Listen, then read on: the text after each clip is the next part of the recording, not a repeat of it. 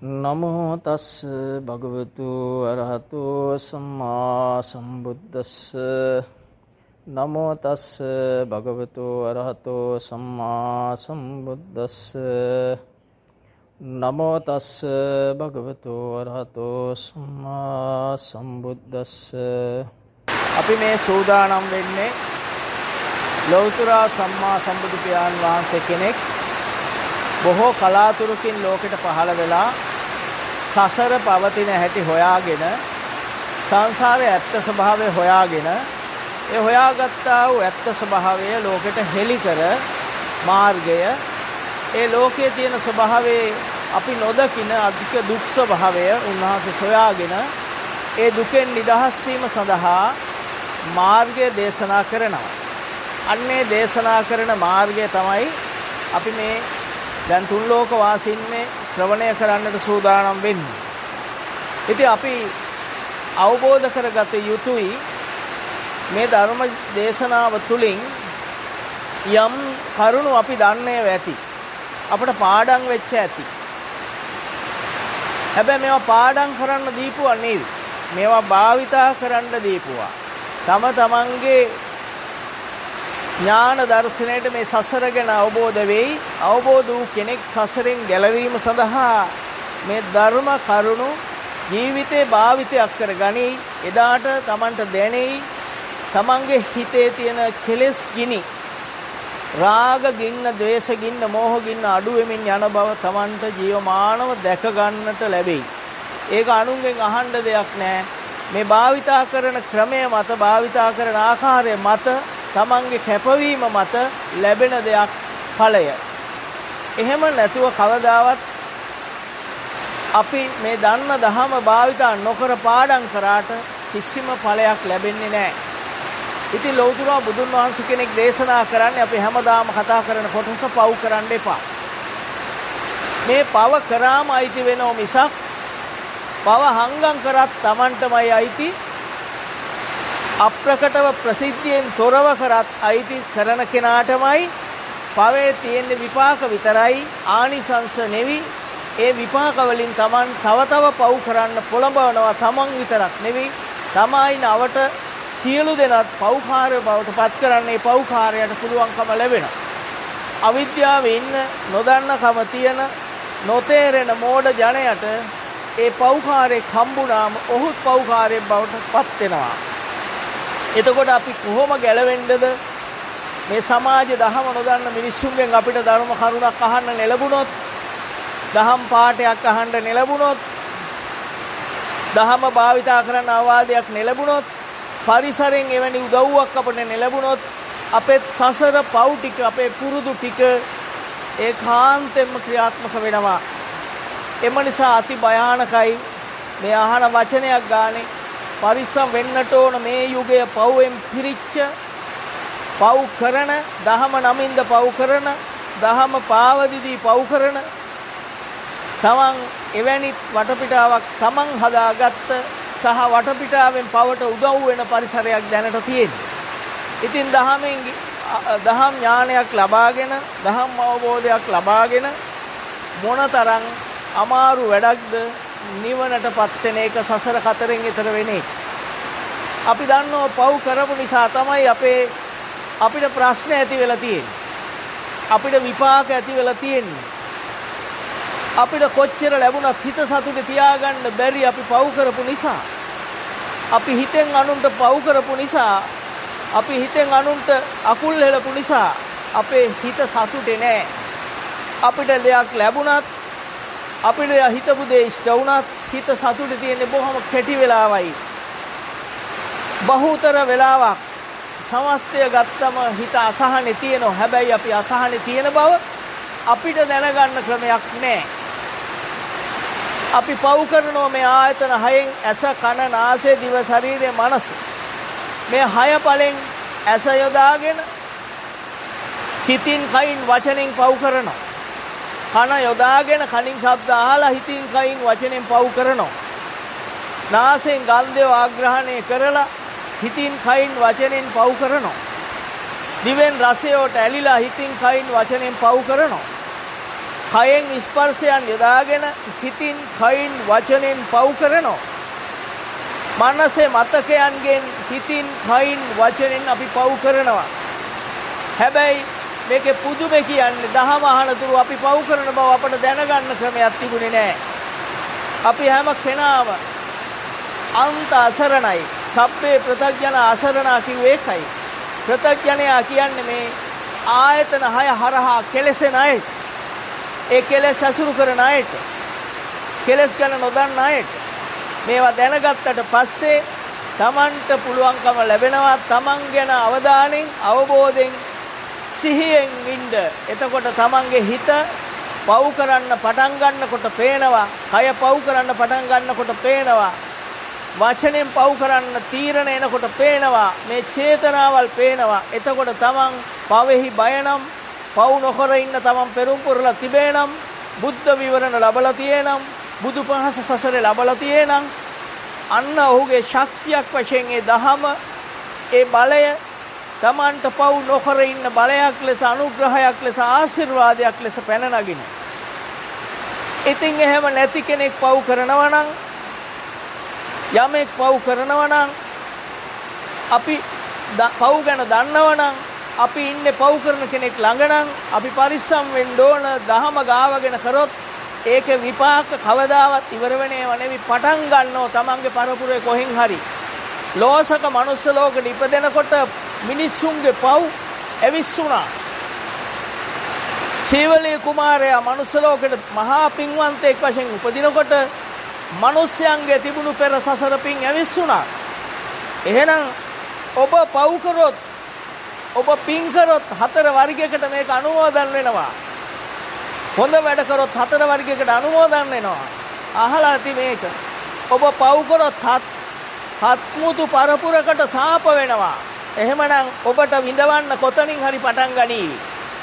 ඔබ ශාසනයේ නමින් හෝ ශාසනයේ ඉන්න අය යොදම් පව් කරනවා නම් ඔබට පටන් ගන්නව කොහෙන් හරි මේක ආරම්භයක් වෙනවා පව් විඳවන්න.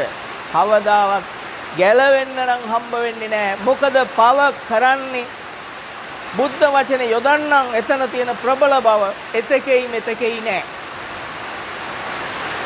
දහම අවබෝධ කරන ඇත්තෝ ඒකයි මේ ගෙවල් දොරවල් දාලා හුදකලා වෙලා වනගත වෙලා මේවා හොයාගෙන ආරණ්‍යගත වෙලා රුක්ක මූලගත වෙලා ශුන්‍යාගාරගත වෙලා තමන් මේ පවෙහි බය නිසා සිත සුද්ධ කරන්න ඕන නිසා හුදකලා වෙලා පැත්තකට වෙලා gedara උනත් gedara පැත්තකට වෙලා මනුස්ස වාසයක් තොර කරගෙන තමන් පුජ්‍යලිකව මේ தත්ත්වයටපත් වෙන්නේ පවෙහි බය නිසා. පවට බය නැති මෝඩ උන්මත්තක ප්‍රත්‍යඥයන්. ඒ කියන්නේ බුදුන් වහන්සේට විරුද්ධ පිරිස ඒ කාන්තෙම පව් කරනවා විතරක් නෙවෙයි අනුනුත් පවට අදිනවා. ඒ ගැන බුදුන් වහන්සේ විශාල සූත්‍ර ගණනාවක් අති විශාල සූත්‍ර ගණනාවක විග්‍රහ කරලා තියෙනවා. එතකොට බුදුන් වහන්සේගේ සමස්ත දේශනය පව් කරන්න එපා. කුසල් උපදව ගන්න කුසලේ පිහිටා ඉන්න සිත සුද්ධ කරගන්න එයයි බුදු සසුන. මෙන්න මේ නියාමණයට අනුව හැම සූත්‍රයක්ම මේකට අනුවයි විස්තර වෙන්නේ. කෙනෙකු පවෙන් ගැලවෙන විදියටත් කුසලේ පහළ වෙන විදියටත් හිත නිවි සුද්ධ වෙන විදියටත් තමයි සෑම බුද්ධ වචනයක්ම සකස් වෙලා තියෙන්නේ. අඩු ගානේ භාවනාවෙන් ගන්න ධ්‍යානකටවත් ඇලීමක් නැතුව ධ්‍යානයත් අනාත්ම වශයෙන් දකිමින් ඒවා අනිත්‍ය වශයෙන් දකිමින් ඒවා සියල්ල මම නොවන විදිහට ගනිමින් හැම එකෙන්ම ගැලවෙන ක්‍රමයක් සම්බුද්ධ වචන. මේ මොහොතේත් මහා අධික වැසි ලැබෙනවා. මෙතන පටන් සමහර විට මහ විනාශක ආරම්භය විය හැක. එම නිසා බොහෝ පරිස්සම් වෙන්න වෙනෝ කාටත්. මම මේ කෑ ගහලා කතා කරන්නේ මෙහි අධික වැසි. එතකොට අපි පරිස්සම් වෙන්න වෙනවා. අපිට ඕන විදිහට පරිසරේ නැහැ. මේ දේශල අපි දේශනා කරද්දී බොහොම හොඳ පරිසරයක් තිබුණා. නමුත් මිනිස්සු පිනට නැඹුරු වෙන්නේ ටික දෙනයි. නිවනට නැඹුරු වෙන්නේ බොහොම සොච්චමයි. 10,000 15,000 දහම අහනකොට ලංකාවේ අනිත් අය මේ මොහොතේ මොනතරම් පව් කරනවද මොනතරම් අනුන්ට උගුල්ලා දිනවද? එතකොට මේක සමබර වෙන්නේ නැහැ කවදාවත්. එම නිසා ආරක්ෂාව තියෙන්නේ උත්තම චරිතවලට පමණයි. ඒ නිසා ඔබ අද ඉඳලා මේ අහන අය, මේ ධර්ම ශ්‍රවණය කරන අය කරපු පව් වලට දවසට දසදහස්වර සමාව අරගෙන වැඩට බහින්න දහමට බොහොම කෙටි කලක් තියෙන්නේ. අපි ජීවත් වෙන්නේ කෙටි කලයි. ඒ කෙටි කලෙත් අපිට ඉස්කෝලේ යනකම් අධ්‍යාපනය ලැබනකම් අපිට ඒ කාලේ අහිමි. අපිට පිනක් දහමක් ගැන අහන්න ලැබෙන්නේ නැහැ ඒ කාලේ. ඒ අහන්නෙත් අපේ මොකක් හරි නම්බුවකට. ඊළඟට රස්සාව කරන්න ගියාම අහන්න හම්බෙන්නෙත් නැහැ. රැකියාව කරන තැන රැකියාව කරනවා. ගෙදර ඇවිල්ලා කාලා බීලා නිදා ගන්න යනවා. ලැබිච්ච පොයේ දවසෙත් අපි මේක අතහැරලා දැම්මා. පොයටත් නිකන් මක්ක හරි බැලුවා. අපිට මේ දහම නැති වෙලා ගියා. අන්න එහෙම පිරිසකට මම මේ කතා කරන්නේ. දියුණුව කියලා විකෘතිය උපරිමයට ආපු මනුස්සකම බිඳුවට වැටිච්ච අනින් මිනිහට බලපෑම් කරන බලහත්කාරකම් කරන යුගයක මේ කතා කරන්නේ. ඒ නිසා සබහා ධර්මයක් එසේ වෙන දවස වැඩි ඈතක නැහැ.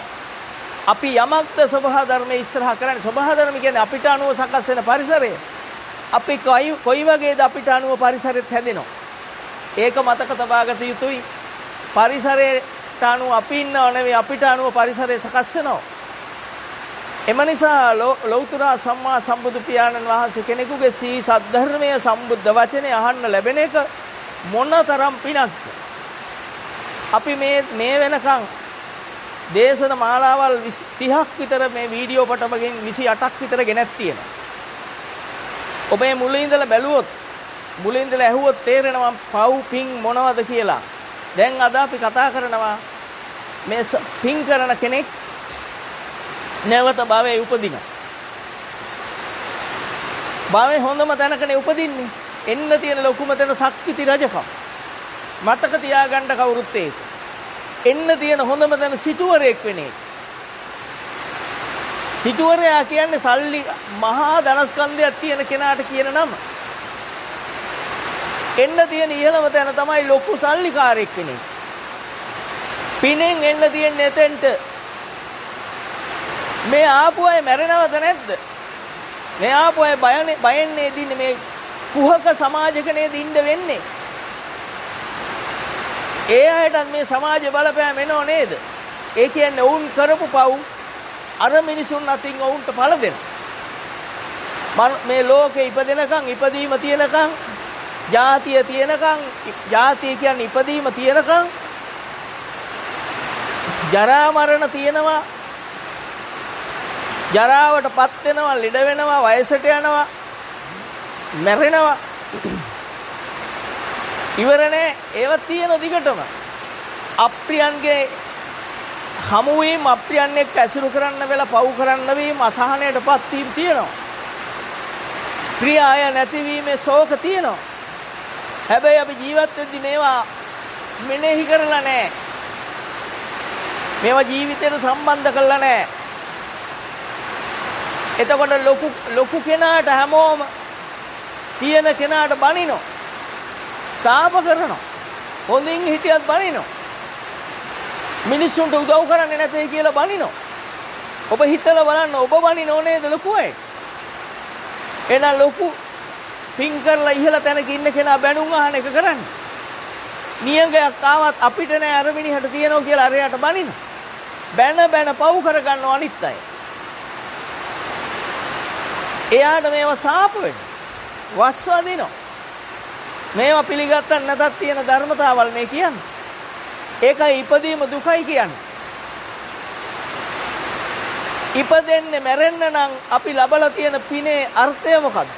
මරණයක් එනවා නම් මේක පස්සේ. මරණයෙන් තොර තැනකට යන්න බුදුන් වහන්සේ දේශනා කරන්නේ අජරාමර තැනට. වයසට නොවන තැනට. ලෙඩ නොවන තැනට. ප්‍රිය විප්‍රයෝග දුක් නැති තැනට, අප්‍රිය සංප්‍රයෝග දුක් නැති තැනට. බුද්ධ වචනෙන් කිව්වොත් අජරාමර භාවයට, අජරාමර සාන්ත නිවන. එතෙන්ට යන හැටි තමයි මාර්ගය කියන්නේ. මැදුම් පිළිවෙත කියන්නේ එතෙන්ට යන මාර්ගය. චතුරාර්ය සත්‍ය කියන්නේ මේ ලෝකේ තියෙන සත්‍ය අවබෝධය.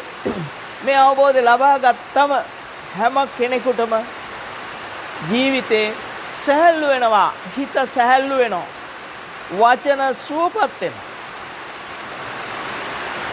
ඒ විතරක් නෙවෙයි දවසක වෙන ඔහුට දැනෙන්නේ නැහැ. මේ ලෝකයේ ගහ ගන්නෝ මරා ගන්නෝ බැන ගන්නෝ පොඩි මුදලක් හොයන්න මොන්න තරම් පව් කරන්න වෙලා අර දහම් අවබෝධ කරගත්ත කෙනාට පොඩ්ඩක් කන්න තිබුණා මේති. එයා බොහොම සතුටින් ඉන්නවා. ඔබ දන්නවා අතීත කතාවල් දිහා බැලුවම සිදුහත් බෝධිසත්ව බුදු වෙන්න පෙර සක්දෙවිඳු වෙල ඉද්දි ඉල්ලිස සිතානු කියන පෙරේතේකට දැඩි ලෝභෙ හිටපු කෙනෙකුට ඒ ලෝභෙන් මිදෙන්න වෙස්සලාගෙන ඉල්ලිස නමින්ම පෙනී හිටියේ. එතකොට ඔබ දන්නවා ඒවයින් මුදවපු හැටි. ඒ ආදර්ශය දෙන්නේ ඒකේ විපාක. ඒවයින් මුදවලා තියෙන්නේ. ඒ කියන්නේ අපිටත් ඒ ආදර්ශ ගන්න දාන සීල භාවනා මත ජීවිතේ පවත්වන්න. දන් දෙමින් සිල් රකින්නවා කියන්නේ වැරදින් මිදෙමින්, පව් නොකරමින්, භාවනා කරනවා කියන්නේ හිත සුද්ධ කරන දහන් වලට පත්වමින් ජීවිතේ පවත්වන්න කියලා කියන්නේ බුදුන් වහන්සේ. දාන සීල භාවනාවල ඉඳමින් උසස් ගුණ දියුණු කරමින් සීල සමාධි ප්‍රඥා ගුණ දියුණු කරමින් අපේ ජීවිතේ පවත්වන්නයි ලෞතර බුදුන් වහන්සේ ඇතුළු මෙතෙක් පහළ සියලුම තිලෝගුරු සම්මා සම්බුදු පියාණන් වහන්සේලාගේ අනුදන වැදෑරීම. එතකොට ඔබ මේවා අහන්න ලැබෙන්නේ කලාතුරකින්. ඔබට අහන්න ලැබුණද පාසලේදී? විශ්වවිද්‍යාලේ අහන්න ලැබුණද? නැහැ. ඔබ දියුණුවෙන් ඉගෙනුවා. මේ දියුණුව ගැන කිව්වේ මෙච්චරලා. මේ ලෝකේ දියුණුවේ යන්න තියෙන පරතර අනුන්ට පොඩි ළමයා hina වෙනවා. පොඩි කාලේ සුන්දර හැමෝම එක්ක hina වෙනවා. ඔන්න ඉහළට යන්න hinaව නැති වෙනවා. අර මනුස්සකම අනුන් ප්‍රිය කරන උත්තරීතර බව විකෘති වෙලා hinaව නැති වෙනවා. අන්තිමට මේ මිනිස්සයාගේ මූණේ ලේ නැහැ. hina වෙනකොට ලේ වලින් ලස්සන මූණේ ප්‍රිය රූපයක් එනවා. පොරවගෙන ඉන්නකොට මූණ කළු තලා වැටෙනවා. මිනිස්සයා කියන්නේ තත්ත්වයට මදි කියලා. ඔන්න අනිත් අය හෙලා දකින්න ක්‍රමي.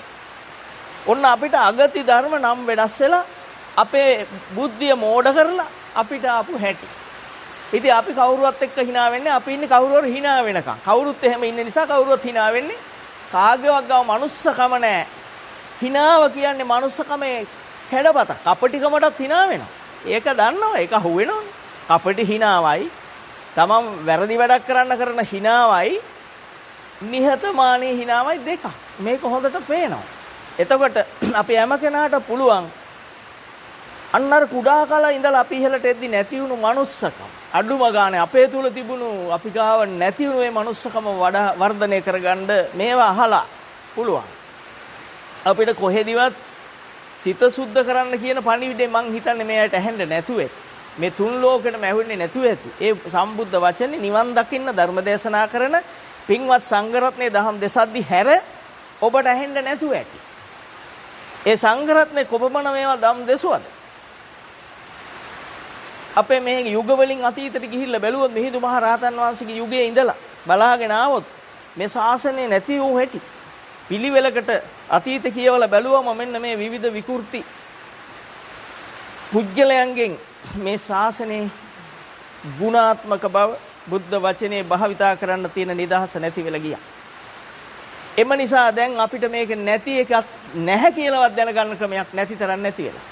නැහැ කියලාවත් දන්නේ නැහැ. දහම අහන අයට දැනෙනවා ඔව් ඇත්තටම අපේ මනුස්සකමක් නැහැ. එතකොට කවුරු හෝ බුද්ධ වචනේ භාවිතා කරන්නේ බුදු වෙන්න වීරිය වඩපු නිසා.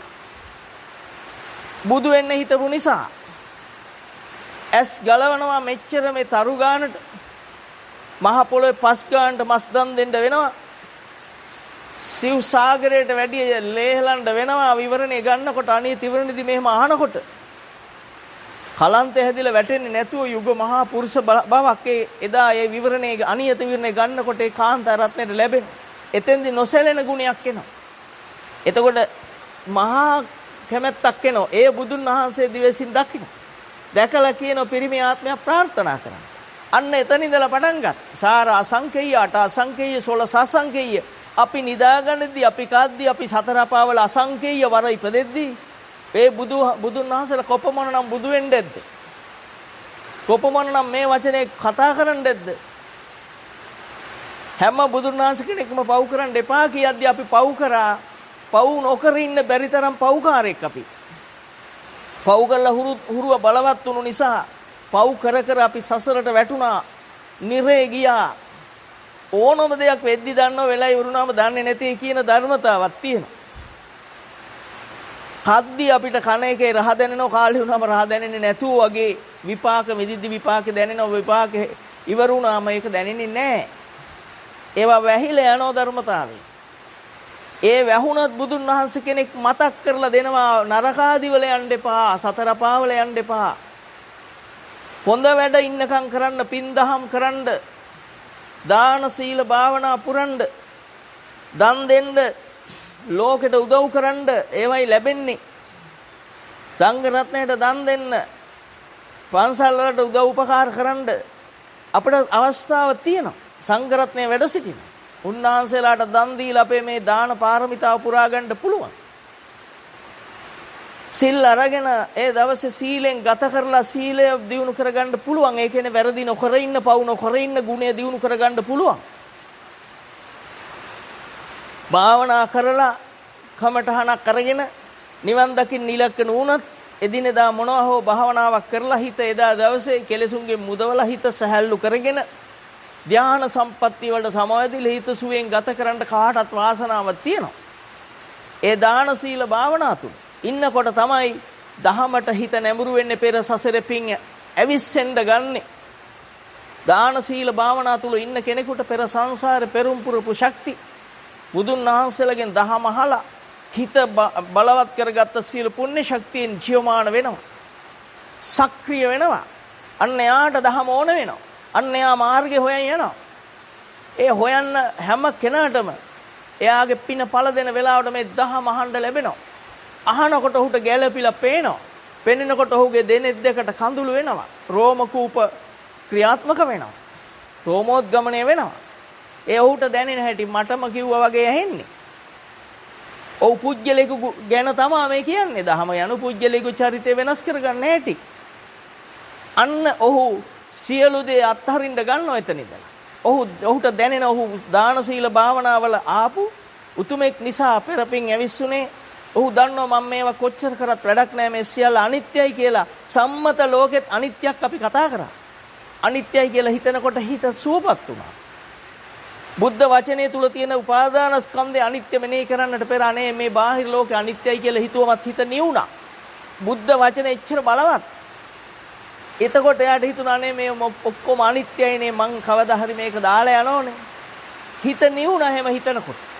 ඒ නිවුණු සිතින් ඔහු තවත් දහමට බලයක් ලබා ගත්තා.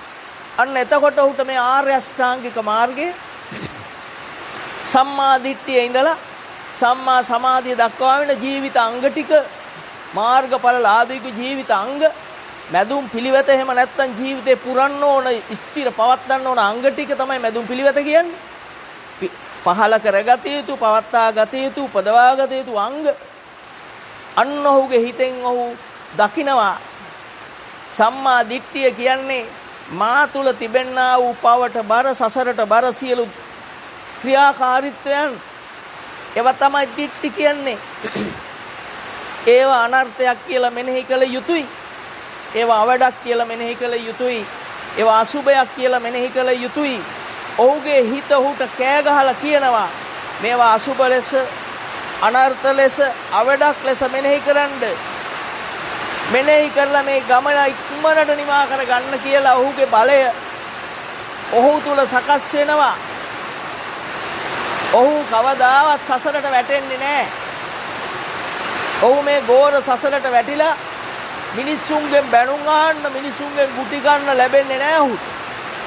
ඔහු ලබා ගන්නා බුද්ධ වචනය භාවිතා කර කර උසස් වෙලා, හිත උසස් වෙලා, හිත සුද්ධ වෙලා, හිත බලවත් වෙලා සංසාර ගමන ඉවර කරන්න පටන් ගන්නවා. ඒ සසර ගමන ඉවර කරන්න ආරම්භ වෙනකොට ඔහුට තේරෙන්නේ මං ඔහු ගැන දැන් කියන්නේ. ඒ වගේ කෙනෙකුට මේ ලෝකේ හොඳක් පේන්නේ නැහැ. මේ භවයේ හොඳක් පේන්නේ නැහැ. මනුස්ස ලෝකේ පෞකාරයෝගේ හොඳක් පේන්නේ නැහැ. ඔහු ඒවයින් ඈත් වෙනවා. අන්න ඔහු පුරුදු කරනවා අරඤ්‍යගත වෙන්න. කැලයක් නැත්තම් තමන්ගේ ගෙදර කැලයක් කියලා හිතාගෙන පැත්තකට වෙන්න. ගෙදර වෘක්ෂ මූලයක් කියලා හිතා ගන්න. මේ සම්මත අර්ථ කියන්නේ. ඔහු කැමති නෑ මිනිස්සු අස්සට යන්න. ඔහු කැමති නෑ සමාජය අස්සට යන්න. ඔහු කැමති පැත්තකට වෙන්න. මේ අවබෝධය ලැබෙන්න සම්මා දිට්ඨියටපත් වෙන්න ඔහුගේ ජීවිතේ අර පාප දෘෂ්ටි පව් කරන්න පහළ වෙච්ච සසරට ඇද බැඳ තබන සියලු විකෘති දෘෂ්ටීන් ඔහුට අවබෝධ වෙන්න ඒවා ක්‍රියාත්මක වීම නවතිනවා. මේ මහන්සි වෙන්න කන්න බොන්නනේ. කාබු එක පිච්චිලා යනවා මේ ලෝකේ තියෙන කතා අහනකොට. ඒක දිරවන්නව නිදහස නැහැ. ඔබ දන්නවා මේ. ඔබ මේ ලෝකේ ගැන දන්න දේවල් අහනකොට කාපුව පිච්චෙනවා. දිරවන්නේ නැහැ. ඒකනේ මූණ එලියක් නැත්තේ. ප්‍රවෘත්ති බලලා hina වෙන කවුද ඉන්නේ? සතුටින් ඉන්නේ. ඔක්කොම මූණ ඇඹුල්. පරෝගෙන එන්නේ. තමන්ගේ දියුණුවට බලන්නලු ඕන්න බලලා උණු වැඩින්. තමන් ප්‍රවෘත්ති බැලුවේ බලන්න ගියේ සතුටෙන් නැගිටින්නේ යකෙක් වගේ. ලෝකෙට බැන. පෞකාර ලෝකෙට බැන. මොකටද එහෙනම් බැලුවේ? අන්නර දියුණු හිත තියෙන කෙනා මේ සියල්ල අවබෝධයෙන් අතාරින. ඒ අවබෝධයෙන් අතාරිනකොට තව සතුට වැඩි වෙනවා. ඔහු දැනෙනවා මම දැන් තනි නෑ. මල්ලග බුදුන් වහන්සේ හේවත් දහම වැඩ සිටි. ඔහු අධික සතුටටපත් වෙනවා. ඒ සතුටෙන් ඔහු ඒකාන්තයෙන්ම නිවනටපත් වෙනවා. කෙලෙස් අඩු වෙනවා. රූප දැක්කම, ශබ්ද ඇහුවම, ගන්ධය දැනුනම, රසයන්ට, ස්පර්ශයන්ට හටගන්නා වූ කෙලෙස් ඔහුගේ හටගන්නේ නැති වෙනවා. ඔහුගේ හිත නිවෙනවා. ශබ්ද ඉස්සරහා, ගන්ධය ඉස්සරහා, රසයන් ඉස්සරහා, රූප ඉස්සරහා වෙනද කෙලෙසුණු වෙනද රාග, ද්වේෂ, මෝහ අදහස් උපන්න ඔහුට ඒවා පේනවා. ඒවා වරදක් කියලා පේනවා. වරදක් කියලා පෙනෙනකොට ඔහුගේ චේතනාව නිරුද්ධ වෙනවා. චේතනාව නවතිනවා. චේතනාව නවතිනවා කියන කර්මය ඡය වෙනවා. ඔහු හරි ලස්සන සුන්දර දෙයක් ඔහු තුලින් බුද්ධ වචනේ යොදාගෙන දකිනවා. දකින්න ඔහුට අධික සතුටක් වෙනවා භාග්‍යවතුන් වහන්සේ ගැන. භාග්‍යවතුන් වහන්සේගේ දහම ගැන. භාග්‍යවතුන් වහන්සේගේ 80 මහා ශ්‍රාවක පිරිසෙන් පටන්ගත් සංඝ රත්නය ගැන.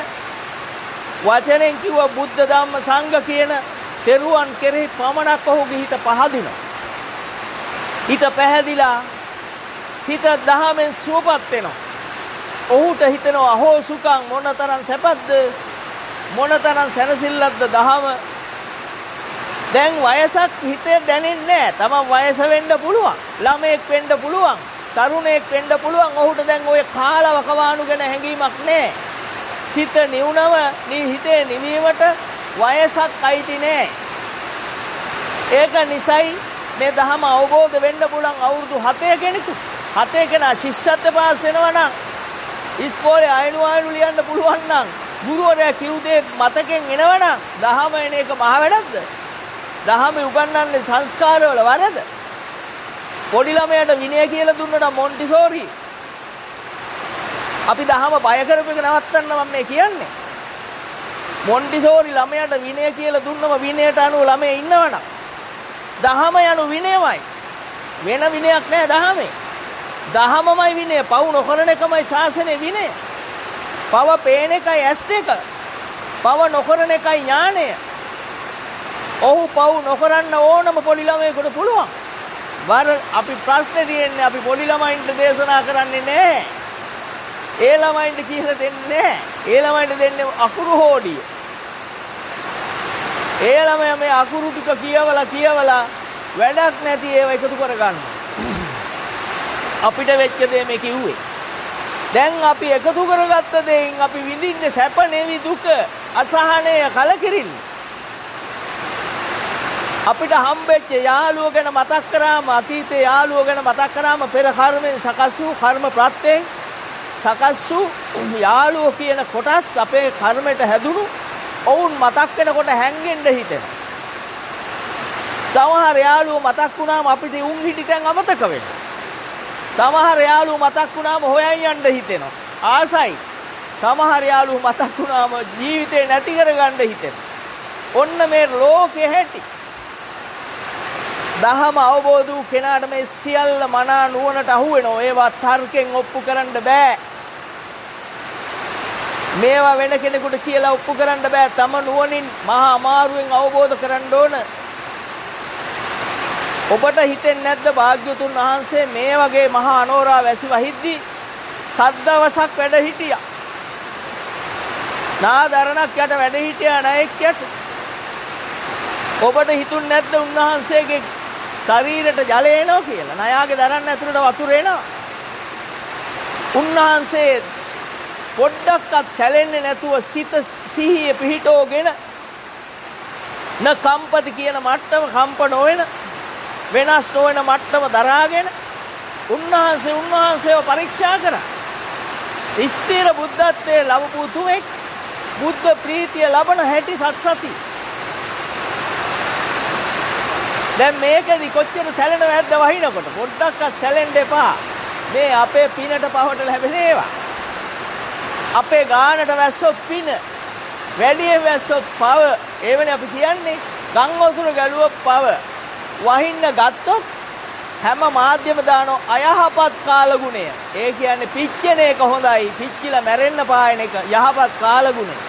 වහින එක අයහපත් කාලගුණය. අපි මේ සබහා ධර්මයට දීලා තියෙන අර්ථ.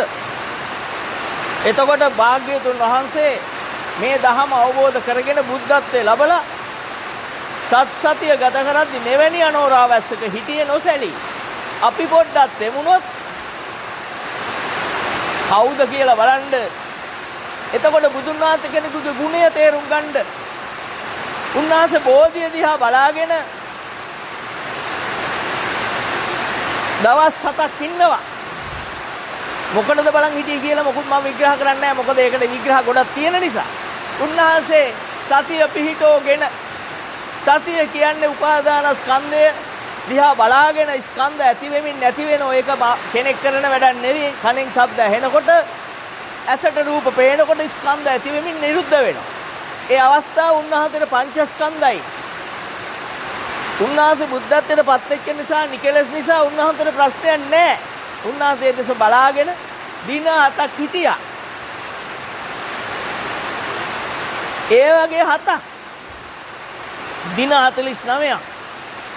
එතකොට අපි බලන්න අපිට මේ දහම අහලා විනාඩි 10ක් ගෙදර එක මොහොතක ඉන්න පුළුවන්ද? අපේ ගුරු දේවයන් වහන්සේ බුදුන් වහන්සේ 6 අවුරුද්දක් දුෂ්කර ක්‍රියා කරලා ගල්ලෙනකට වෙලා දුර්ගේශ්වරී කන්දේ ඉන්දියාවේ බුද්ධ ගයාවේ දුර්ගේශ්වරියට වෙලා තනියෙන් අන්තිම මාස ගත කරන්නේ. පස්සක දවසක් ගියාට පස්සේ ඒගොල්ලන් කේන්ති ගිහිල්ලා යනවා. උන්වහන්සේ තනියෙන් හිටියේ එතන.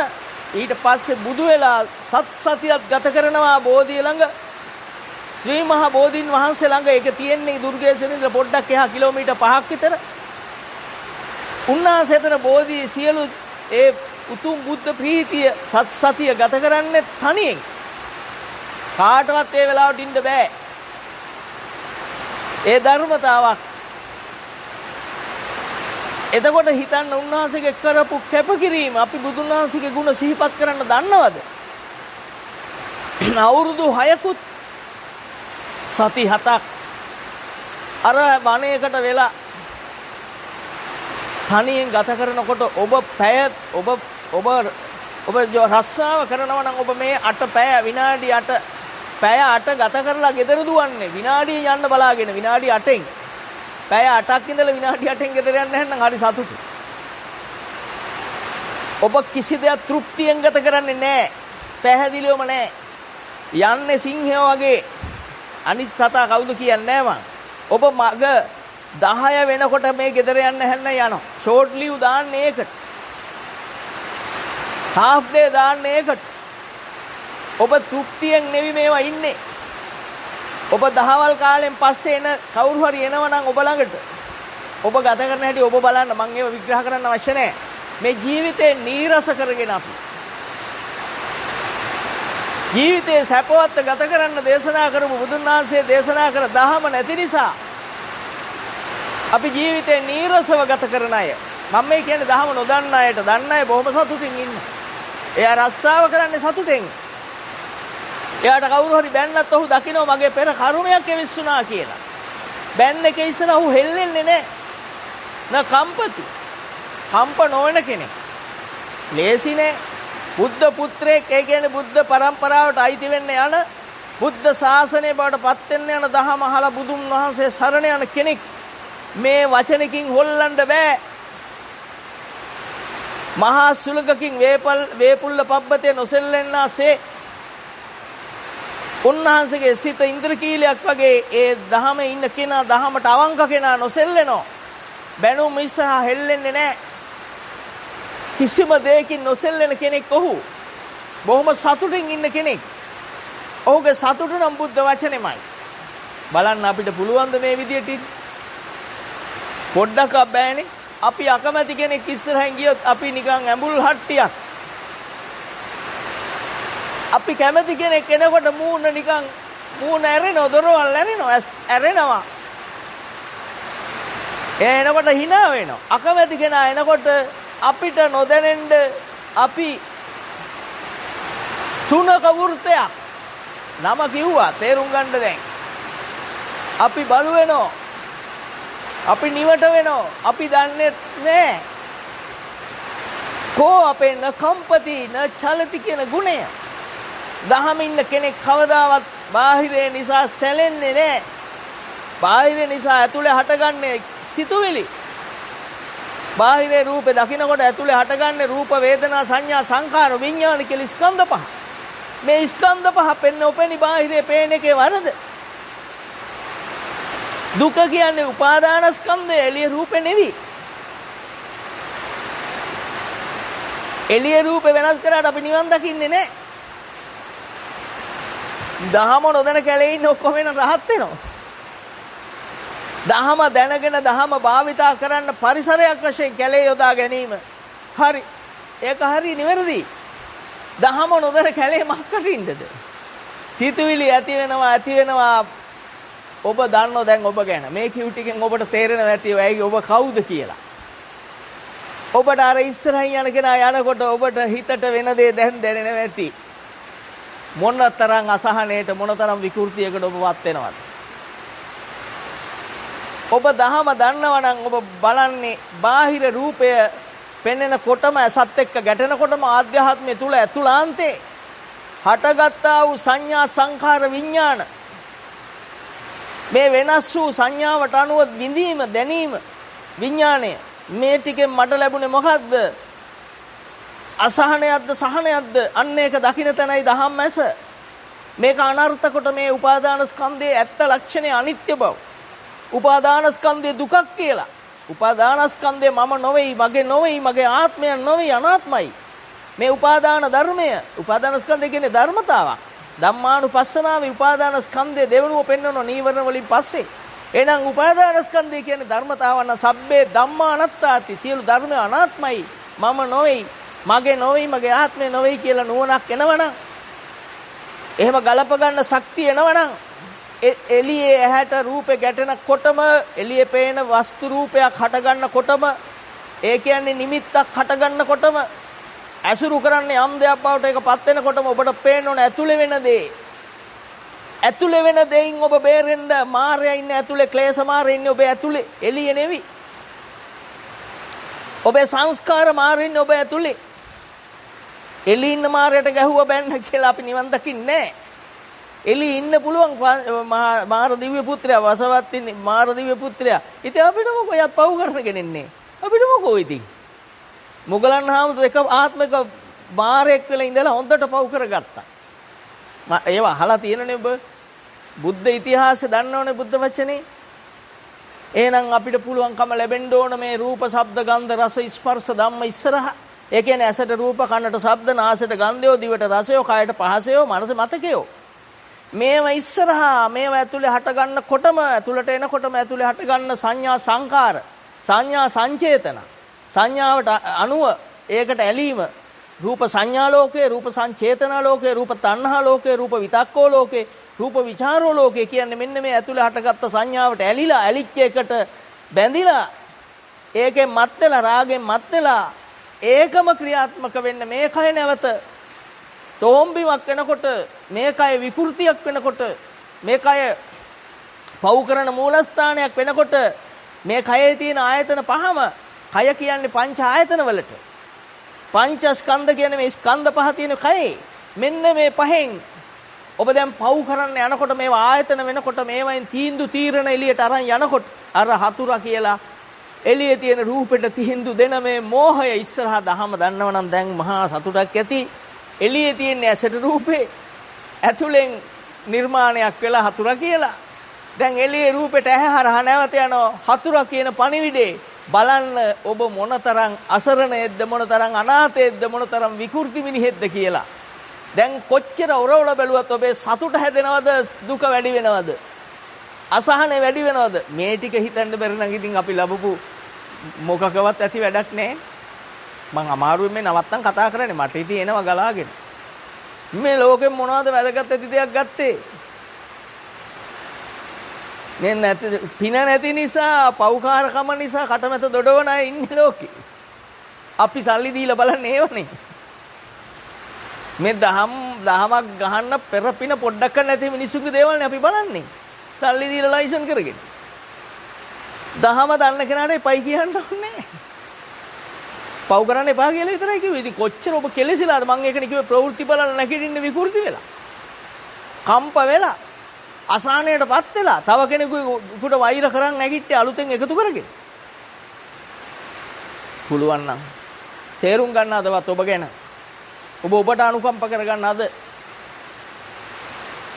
විශාල සිද්ධි ජාලයක ආරම්භය දැනෙනවා පරිස්සම් වෙන්න පව් කරපු අය තමයි විශේෂයෙන් පරිස්සම් වෙන්න ඕන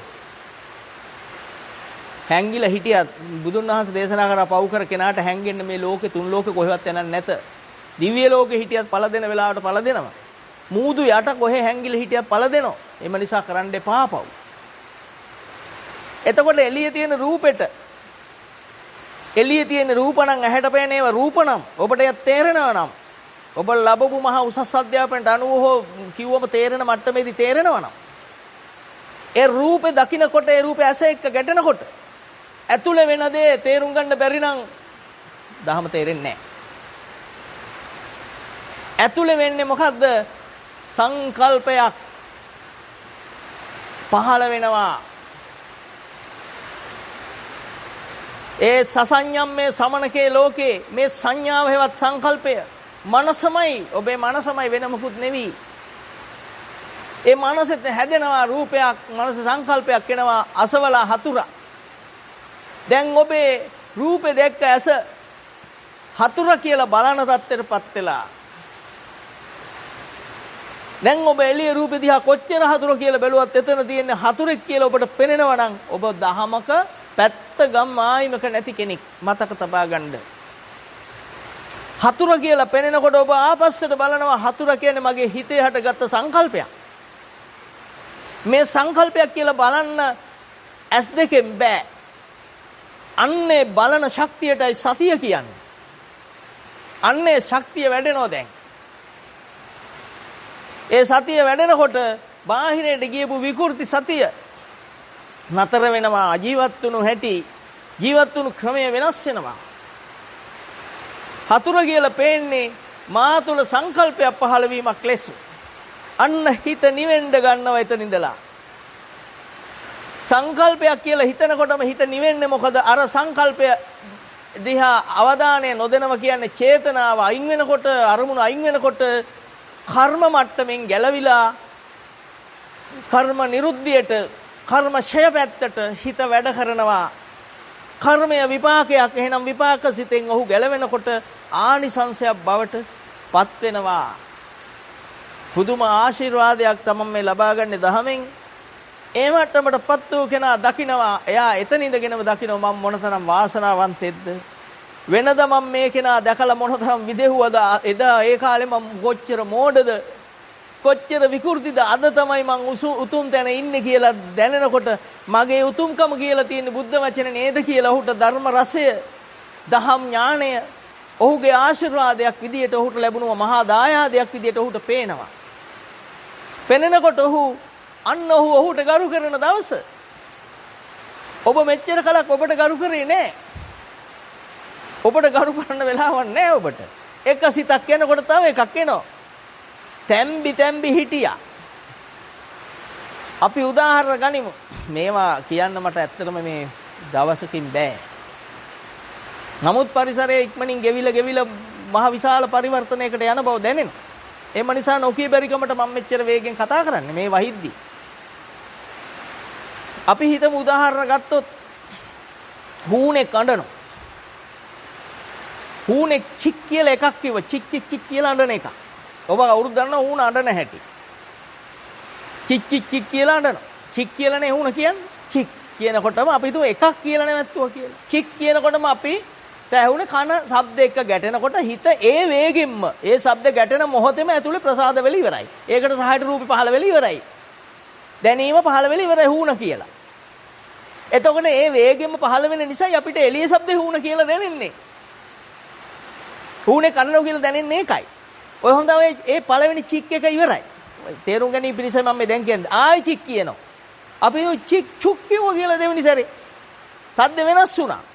චික් කියන එක ඇහෙන හඬින් චුක් කියන එක ඇහෙන්නේ නැහැ. චික් කියන ශබ්ද ඇහෙද්දී සංඥා සංකාර විඥාන ඒ විදිහට වැඩ කරනවා. ඒ චික් කියන ශබ්දේ නම් කනේ තිබ්බේ අර කැහෙන්න විදියක් නැහැ. ඒක ඉවර වුණු නිසා චුක් කියනකොට දෙවෙනි එකේදීත් රූප වේදනා සංඥා සංකාර විඥාන වශයෙන් ස්කන්ධ පහක් සකස් වෙනවා. දැන් ඔබ දෙවෙනි එකේ ඉඳන් බලන්න පළවෙනි ස්කන්ධ පහට මොකද උනේ? ඇති වෙලා පැවතිලා නැති වුණා. එහෙනම් මේක මොකද්ද? ඇති වෙලා පැවතිලා නැති වෙනවා. ඔන්න ඔය ධර්ම නියාමය.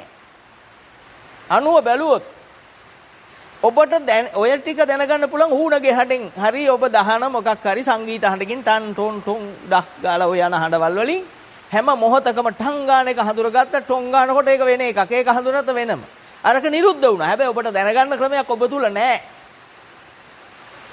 ඔබ හඳට යන්නත් යානා හදනවා ඇති. හඳට ගියාට වෙරන්න මේ හඳ හොයාගන්න බැරි. එතකොට පළවෙනි එක ඉවරලා තමයි ඊළඟ එක නැවත ක්‍රියාත්මක වෙන්නේ. මේ මොහොතේම සිද්ධ වෙනවා. ඉබේ වෙන්නේ අනාත්මයි. ඔබ කරන දෙයක් මෙතන නැහැ. මේක ඉස්සරහ නොදන්න කම ඉස්සරහ ඔක්කොම මම බවට විදියට තමයි පවතින්නේ. අයිතිකාරයෙක් බවට තමයි පවතින්නේ. අයිතිය නිසා නැවත භවයේ උපදින්නේ. මේක දැනගත්ත ගමන් නවතින්නේ ඒකයි. දැනගත්ත දේ දැක දැනගන්නකොට නවතින්නේ ඒකයි. එතකොට ඔබ දැන් අවබෝධ කරගන්න ඕන ඔබට පෙනෙන මට්ටමින් එකින් එකට ඇති වෙමින් පැවතෙමින් නැති වෙමින් යන සංඥා සංකාර විඥාන වේදනා සංඥා සංකාර විඥාන වේදනා සංඥා සංකාර විඥාන වශයෙන් ස්පර්ශයත් සමගම කන ශබ්ද ගැටෙන සෝතංච පටිච්ච සද්දේ උපජ්ජති සෝත විඥානං තින්නම් සංගති පස්සෝ වේදනා සංඥා සංකාර විඥාන වශයෙන් මේ පහළ වෙන්නා වූ මේ ස්කන්ධ පංචකය නොදන්න කම නිසා නොපෙනෙන නිසා හඳුරගන්න බැරි නිසා දැනගන්න බැරි නිසා ඒ හැම එකම මම වෙලාමයි පවතින්නේ මගේ වෙලාමයි පවතින්නේ අයිතියෙන්මයි පවතින්නේ. මතක තියාගන්න ඕන මෙන්න මේ කොට හරි භයානකයි ඔය කියුටි. අන්න දැන් අවබෝධ කරගත්තට පස්සේ ඔබට පෙනෙන්න ගන්නව වෙන් වෙලා මේවා එක එක. අතුලාන්තේ පේන්න ගන්නවා. ඔහු පැත්තකට වෙලා මේ ඇතුලේ එන්නා වූ හැම සිතක් ගානේ ඇස් පියාගෙන පැත්තකට වෙලා බලන්න ගන්නව සිත. gedara මතක් වුණා ඒක අයින් වෙනකොටම gedara දොර වහලා දාන්න එක තව එකක්. යාළුවෝ වගේක් එනවා කිව්ව ඔය විදියට එන සිත ඇසිරුණා මේක සිතක් කියලා හිතා ගන්න අපි තුල කිසිම ඥානයක් කිසිම හැකියාවක් තිබුණේ නැත. ඒක විපාක වෙන්නේ ඔය වෙලාවක මලොත් ඒ යාළුවගේ පස්සෙන් gedara දොරේම තමයි උපදින්නේ. දොර මත සතෙක් වෙලා උපදී ප්‍රේතෙක් වෙලා පොඩි සතෙක් වෙලා. මේ රූපය රූපයට ඇලීම රූපකාම රූපයට බැඳීම රූප තණ්හාව රූපෙන් මත්වීම රූප රාගය ධර්මතාවක්මයි. අවිද්‍යාව තියෙනකන් විතරයි මේ ටික තියෙන්නේ. නොදන්නකන් විතරයි තියෙන්නේ. දැනගත්ත ගමන් අවබෝධයට එනකොට මේ සියලු ධර්මස්කන්ධය සුද්ධ වී නිරුද්ධ වී යනවා. මෙච්චර ලේසි දෙයක් ඇයි අපිට බැරි? ඔබෙන් ප්‍රශ්න කරන්න මේක බැරි වෙන්න හේතුව ලෝකේ දේවල් ඔලුවට දාගත්ත වැඩි නිසායි. ගොඩාක් දාගත්තා. දාගෙන දැන් ඉතින් මතක් වෙන ඒවා තමයි වැඩි. මතක් වෙනවා කියන්නේ සිතුවිලි ලෙස පහළ වෙනවා. ශනිකවම උදේ නැගිටින්නේ අර වම්මික සූත්‍රය ඇහුවේ දවල්ට ගිනි ගන්නව රැයට දුම් දානවා කියලා. දවල්ට පණ දාගෙන ගිනි තියාගෙන වැඩ කරනවා. රැයට දුම් දදා කල්පනා කරනවා. කල්පනා කරනවා කියන්නේ එන එක ඇසුරු කරනවා. කිසිම විදියක දැනගන්න ක්‍රමයක් නැහැ. මේ බුද්ධ වචනේ අහලවත් ගලපා දැනගන්නවත් විදියක් නැහැ. ඒ තරමට අපේ හිත ඥාණයෙන් පෝෂණය වෙලා නැහැ. ඥාන දර්ශනේ ආවනම් මේ බුද්ධ වචනේමයි ඥාණය. මේ ඥාණයට අනුව බැලුවනම් මේ තරම් සරල. ආනන්ද හාමුදුරන්ට කියනවා ලෝකේ අයට මං දුක් විඳින්න දෙන්නේ නැහැ ආනන්දේ. මමයි දුක් විඳේ. මම ලෝකයට දුක් විඳින්න දෙන්නේ නැහැ. ලෝකේ ලේසිම දෙයි මම මේ කතා කරන්නේ. හිත දිහා බලන්න මොකද්ද තියෙන අමාරු? හිතේ කෙලෙස් ආව කියලා තේරුම් ගන්න මොකද්ද තියෙන අවංක නැතිකම? ඒ තේරුම් ගැනීම තමයි අවංකකම කියන්නේ. ඔව් මට දැන් ද්වේෂය පහළ වුණා, රාගය පහළ වුණා. මම රාගයේ ඉස්සරහ පිස්සෙක්, ද්වේෂයේ ඉස්සරහ පිස්සෙක්. මෙන්න මේ මට්ටමේ දරුණු කමක් මට ආවා. මට මං සාප කරන මට මම පව් කරගත්තා. මං ඒ පවට අනුබල දුන්නා. ඔබ මතක තියාගන්න ඔබ නොදන්න කාලේ ඔබට බැරි කාලේ කරපුවා. මේ දහම නොදන්න කාලේ කරපුවා. සහ දහම නොදන්න සියලු දෙනාගේ ජීවිත ක්‍රියාකාරීත්වය ඕක. දහම දැනගත්ත ගමම්ම මේ සියල්ලම අනිත් පැත්තට හැරෙනවා. යටි කුරුකල භාජනේ උඩට හැරෙනවා වගේ අඳුරට පහනක් දැල්ලුවා වගේ වෙනස් වෙනවා. තමන්ගේ හිත පෙනෙන එකයි ආලෝක උදපාදි කියන්නේ. වෙන ආලෝක බදල්වල වැඩක් නැහැ. බල්බ් වල දැල්වල වැඩක් නැහැ. මහා ආලෝක දැල්වල වැඩක් නැහැ. හිත පේන්නේ නැහැ මොන ආලෝකයකටද? හිත පේන්නේ තමන්ටම තමන් අවංක වෙනවා කියන දවසට හිත පෙනෙනකොට පෙනෙනවා හිතේ පහළ වෙන කෙලෙස් ධර්මයන්. මේ රාග, ద్వේෂ, මොහ කියන ධර්මයන් පියවරෙන් පියවර පහළ වෙන හැටි. ශබ්දය ඇහෙනකොට රාගය හෝ ද්වේෂය පහළ වුණා කියලා ඔහුට පේනවා. පෙනෙනකොට ඔහුට ඇසුරුනේ දහම. ඔහු පහළ වෙච්ච එක නවත්තන්න එතන ඉඳලා බුද්ධ වචන යොදමින් බුදුන් වහන්සේ දුන්නු ශිල්ප ක්‍රම හේවත් බුද්ධ වචනය භාවිතා කරමින් බාහු සත්‍යංච සිප්පංච මේ බොහෝ අසූ පිරුතෙන් අසා දැනගත් දේවල් යොදා ගනිමින් ගඩයක් ලෙස, හුලක් ලෙස, සතක් ලෙස, අනර්ථයක් ලෙස, අසුභයක් ලෙස, අවඩක් ලෙස ගලපා ගනිමින් නිවාසුවපත් කර ගන්නවාමයි. ඒ මොකද ඔහුට අනාගතේ අනර්ථයක් වෙන එකෙන් ඔහු වළක්ව ගන්නවා.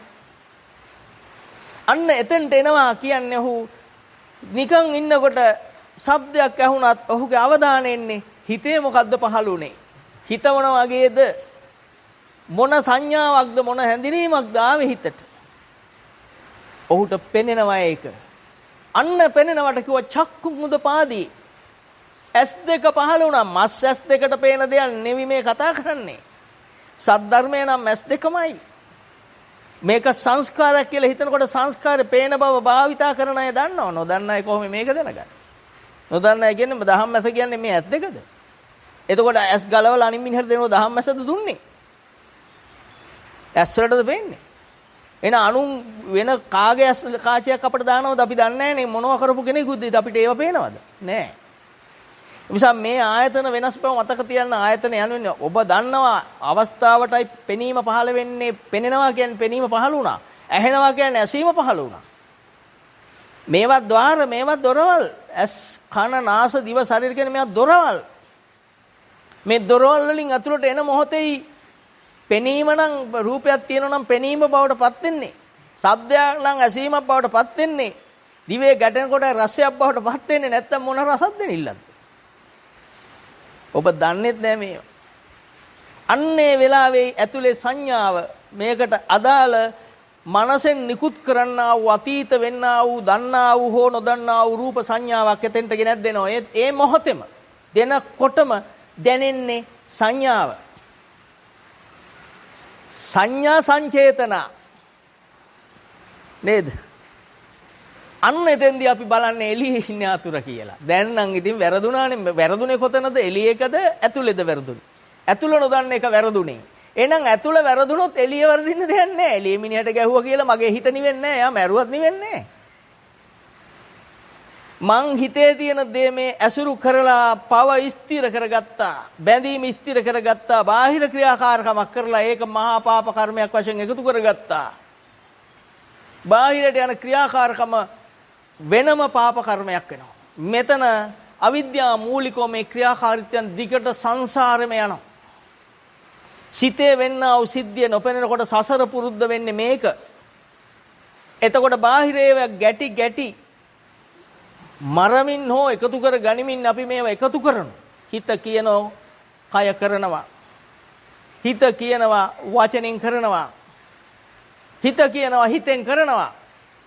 ඌට බනින්න බැර නම් හිතෙන් බනිනවා. බනින්න පුළුවන් නම් කටින් බනිනවා. ගහන්න පුළුවන් නම් අතින් පයින් ගහනවා. අන්න ඒ විදිහට අපි নানা ප්‍රකාර පව් කරා. নানা ප්‍රකාර දේවල් කරා. ඒ කරලා ඔක්කොම එකතු කරගත්තේ පව්. එහෙනම් හිතෙන් නැවැත්තුවම පිටට යන එක නවතිනවා. පිට ක්‍රියාව වෙනම නැවැත්තුවට හිතේ එක තියේද නැද්ද ඉතින් බලාගන්න. පිටින් නැවැත්තන එකට කියනවා සීලය. ඇතුලෙන් නවත්තනකොට ආර්ය සීලය. ඇතුලෙන් නැවැත්වීම කියන සචිත්ත පරියෝධපණ. මම ඔන්න ගෙනා බුද්ධ වචනෙට. පව් නොකරන්න පුළුවන් පිටින් නවත්තලා ඇතුලෙන් මේක කරනවා. පස්සේ දෙනවා. අද බැන්නේ නැහැ හෙට බනිනවා. මහා නපුරු චේතනාවල පත් වෙන පලිගන්න. එතකොට මේ හිතේ තියෙනවා පිටින් කරලා නැහැ. මොන හරි වේලකම් පිටින් කරාවේ. හැබැයි එතකන් හිත මේක අල්ලගෙන යන්නේ ඔන්න භවයේ අල්ලගෙන යන්නේ භවයේ පවත්තගෙන යන්නේ මෙතනින් තේරෙනවා ඇති දහම දැන්. එතකොට පිටතින් කරොත් පාපය කරා වෙනවා. හිතෙන් අල්ලන් ඉන්න එක සසර පුරුද්දක් වෙනවා. අරක විපාක එකතු කරගත්ත වෙනවා. හුරුව බලවත් කරගත්ත වෙනවා පිටින් කරලා. එතකොට ඇතුලෙන් සුද්ධ කරගමන් පිටතින් ඉබේම නවතිනවා. ඒකයි සචිත්ත පරියෝධපණං. සිත සුද්ධ කරාම පිටතින් කරන එක ඉස්සෙල්ලා නවත්තන්න. ඉස්සෙල්ලා සීලයනේ තියෙන්නේ. සීල සමාධි ප්‍රඥා. සීලය ගැන හිතන්න. ඔබ සීලවන්ත නම් පව් නොකරන එකමයි වැරදි නොකරන එකමයි. පිටත ක්‍රියාකාරීත්වයන් නවත්තන එකමයි. දෙවනුව සචිත්ත පරියෝධපණං සිත සුද්ධ කරන්න. දෙවනුවගෙන මේ මොහොතේම පිටතින් කරන ඒවා තදංග සීලය. මහා ගැඹුරු දැඩි බවකින් පිටතින් නැවැත්තුවා. ඊටත් ආයාසකින් සිත සුද්ධ කරගත්තා. සිත මට අනර්ථය පිණිස සුභය පිණිස වැඩ පිණිස පහළ වූ ධර්මතාවක් කියලා දැක දැක හිත සුද්ධ කරගත්තා. හිත සුද්ධ කරගත්තට පස්සේ ඔහුට දැනෙනවා හිත සුද්ධ වෙනකොට පහළ වෙන ධර්මතාවල් තියෙනවා. ඒ තමයි කුසල ධම්මා කියන කොටස. කුසල සුපසම්පදා. කුසල් පහළ වෙනවා. අකුසලේ යනකොට කුසලේ තියෙන්නේ පහළ වෙන්නේ. ලෝභය අතාරිනවා කියන්නේ අලෝභය බවට පත් වුණා. ද්වේෂය අතාරිනවා කියන්නේ අද්වේෂය බවට පත් වුණා. මෝහය අතහරිනවා කියන්නේ අමෝහය බවට පත් වුණා. අන්න කුසල සුපසම්පදා කුසලේ පහළ කරගත්තා. සචිත්ත පරියෝධපණං. අන්න ඔහුගේ සිත දැන් පිරිසිදුයි. පිරිසිදුයි කියලා මොනවද පෙන්වන්න තියෙන්නේ? ස්කෑන් කරලා MRI CTI වලින් නෙවෙයි පෙන්වන්න තියෙන්නේ. ඒවයි මස් කැලිනේ පෙන්වන්නේ. ඒ ඇතුලේ නෑ. අන්න ඔහුගේ හිත ඔහුට දැනෙනවා මගේ හිතේ දැන් රාග ద్వේෂ මෝහයන් නෑ. මාවනිව. අන්න ඔහු දැක්ක ඔහුගේ සිත සුද්ධ වූ බව. ඔහු දන්නවා දැන් මම බුදුන් වහන්සේගේ අවවාදය අනුශාසනාව උන්වහන්සේ දුන්නු ආදර්ශය මට පුළුවන් ප්‍රමාණයෙන් කරලා මමත් උන්වහන්සේ සරණ යමින් සිටිනවා. අන මම බුද්ධං සරණං ගච්ඡාමි වෙනවා කියලා ඔහුට බොහොම ප්‍රීතියක් සතුටක් උපදිනවා. අන්න ඔහු ගාව සම්මා දිට්ඨිය පහළ වුණා. සීලය, සමාධිය, ප්‍රඥාව කියන ගුණාංග පොඩ වැඩුණා. ඒ විදිහට ඔහු බලනවා සම්මා දිට්ඨිය කියන්නේ දැන් මංගාව තිබුණු පව් කරන සියලු ක්‍රියාකාරීත්වයන් තමයි දෘෂ්ටීන් කියන්නේ. අකුසල දෘෂ්ටීන් කියන්නේ. ඒව නවත්ත ගන්න එක තමයි සම්මා දිට්ඨිය. නවතිනකොට පහළ වෙන தත්ත්වය තමයි සම්මා දිට්ඨිය. කතමාච භික්කවේ සම්මා දිට්ඨි. දුක්ඛේ ඥානං, දුක්ඛ සමුදය ඥානං, දුක්ඛ නිරෝධේ ඥානං, දුක්ඛ නිරෝධ ගාමිනී පටිපදාය ඥානං අයං උච්චති සම්මා දිට්ඨි. දුක්ඛ පිරිසිඳ දැකීම, මේ සමුදයයි දැකීම. ඒ කියන්නේ මේ රූපය පහළ වෙනවා කියන්නේ රූපෙට තණ්හාව පහළ වෙනවා. සමුදයත් ඒකමයි. දකින්නකොට නිරෝධය එයමයි.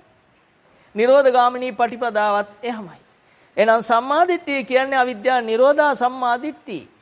අවිද්‍යාව නැතිවීමමයි සම්මාදිට්ඨිය. අවිද්‍යාව කියන්නේ චතුරාර්ය සත්‍ය අවබෝධ කරගෙන නැති එකන සම්මාදිට්ඨිය කියන්නේ චතුරාර්ය සත්‍යමයි. දුක්ඛේ ඥානං දුක පිරිසිඳ දකිනවා. ජාතිපි දුක්ඛා, ජරාපි දුක්ඛා, ව්‍යාධිපි දුක්ඛෝ, මරණම්පි දුක්ඛං. එහෙනම් මේ ඔක්කොම මේ ඇතුලේ තියෙන්න ඕන. මම මේ ඉපදීමක්. කෙලෙස් ධර්මයන් නිසා මගේ ද්වේෂ සහගත සිතක පහළ වීම. නැවත උපදින්නද අනාගතේ උපදින්නද අනාගතේ විපාක විඳින්නද මට ආපු දඬුවමක්. මම ඉපදුනොත් මට ජරාවටපත් වෙන්න, ව්‍යාධියටපත් වෙන්න, මරණයටපත් වෙන්න සීල ධර්ම ඉපදෙනවා කියන්නේ මරණයනේ ආරං එන්නේ අපි. පින් කරත් පව් කරත් අපි ඉපදෙනවා කියන්නේ මරණය අරන් ඇවිල්ලා. අපි මැරෙනවා කියන්නේ අපි නිසා අපිට කැමති මිනිස්සුන්ට ප්‍රිය විප්‍රයෝග දුක. අපි අකමැති අයට නම් නේද සතුටු ඇති. මේ කියන්නේ ලෝක ස්වභාවය. ඔබ මැරෙනවට ඔබේ කැමති අය අකමැති. ඔබ මැරෙනවට කෙලස් තියෙන කෙලෙස්දාරීන් හරි කැමති මැරෙනවට. ඔහොම තමයි ලෝකේ පව් කරන මිනිහා අතර සංකල්ප භාවිතා වෙන්නේ. දැන් බලන්න අපි මොනවද දන්නේ ඔයයි. අපි මොනවද භාවිතා කරලා තියෙන්නේ. අපි කවද්ද දහමට නැඹුරු වෙන්නේ. මහා විපතක් ආවොත්, මහා විනාශයක් ආවොත් අපි කාට කියන්නද? පැනලා දුවන්නද? කොහෙ දුවන්නද? මූදට පනින්නද? එම නිසා දැම්ම සූදානම් වෙන මේ දහම භාවිතා කරන්න පහළ වෙන උත්තමයන් නිසා මේ සියලු ව්‍යසන නවතිනවා. සියලු විපත් සියලු රෝග නවතිනවා. ඒ නිසයි මම මෙච්චර කතා කරන්නේ. එතකොට යම් කෙනෙක් සම්මා දිට්ඨියටපත් වෙනකොට ඔහුට දැනෙනවා මම වෙනදා මේ කෙනා දැක්කම මට මෙන්න මේ මට්ටමට ද්වේෂය හෝ රාගය පහළ වුණා. දැන් මට රාගය දේශය පහළ වුණත් මම ඒවා අනර්ථ කොට දැක ඒ උපන් අකුසල් පහ කරමින් නැවත ඒක අකුසලයක් ලෙස උපදින්නට තියෙන වටපිටාව අඩු කරමින් ඒ කියන්නේ උපන් අකුසල් නූපදවමින් මම මේ මොහොත ගත කරන්නේ බුදුරජාණන් වහන්සේට ගෞරව වෙන්නයි. ඔහුගේ හිත මහා සතුටකටපත් වෙනවා. අන්න ඒ වෙලාවේ යාට තියෙන්නේ නූපන් කුසලක පහළවීමක්. කුසල් තිබුණ නැහැ. ඒ කියන්නේ ලෝභය, ඉදිරියේ ලෝභය අවබෝධයෙන් දැකලා පහ කරලා නැහැ කවදාවත්. අද තමයි පළවෙනි දවසේ කියලා ඔහු දකින්න ඔහුගේ මුල් දවස. ඔන්න ලෝභය ආවා, ද්වේෂය ආවා, රාගය ආවා, මෝහය ආවා. මං ඒව දැක්කහි අනර්ථය මෙනෙහි කරා. මෙනෙහි කිරීමෙන් ඒ කෙලෙස් ඇතිවීම නැතිවීම, රූපයක ඇතිවීම, ස්කන්ධයන්ගේ ඇතිවීම නැතිවීම ධර්මතාවක්. අපි දන්නෝ යම් සංස්කාර ධර්මයක් ඇතිවීම නැතිවීම ධර්මතාවක් බව.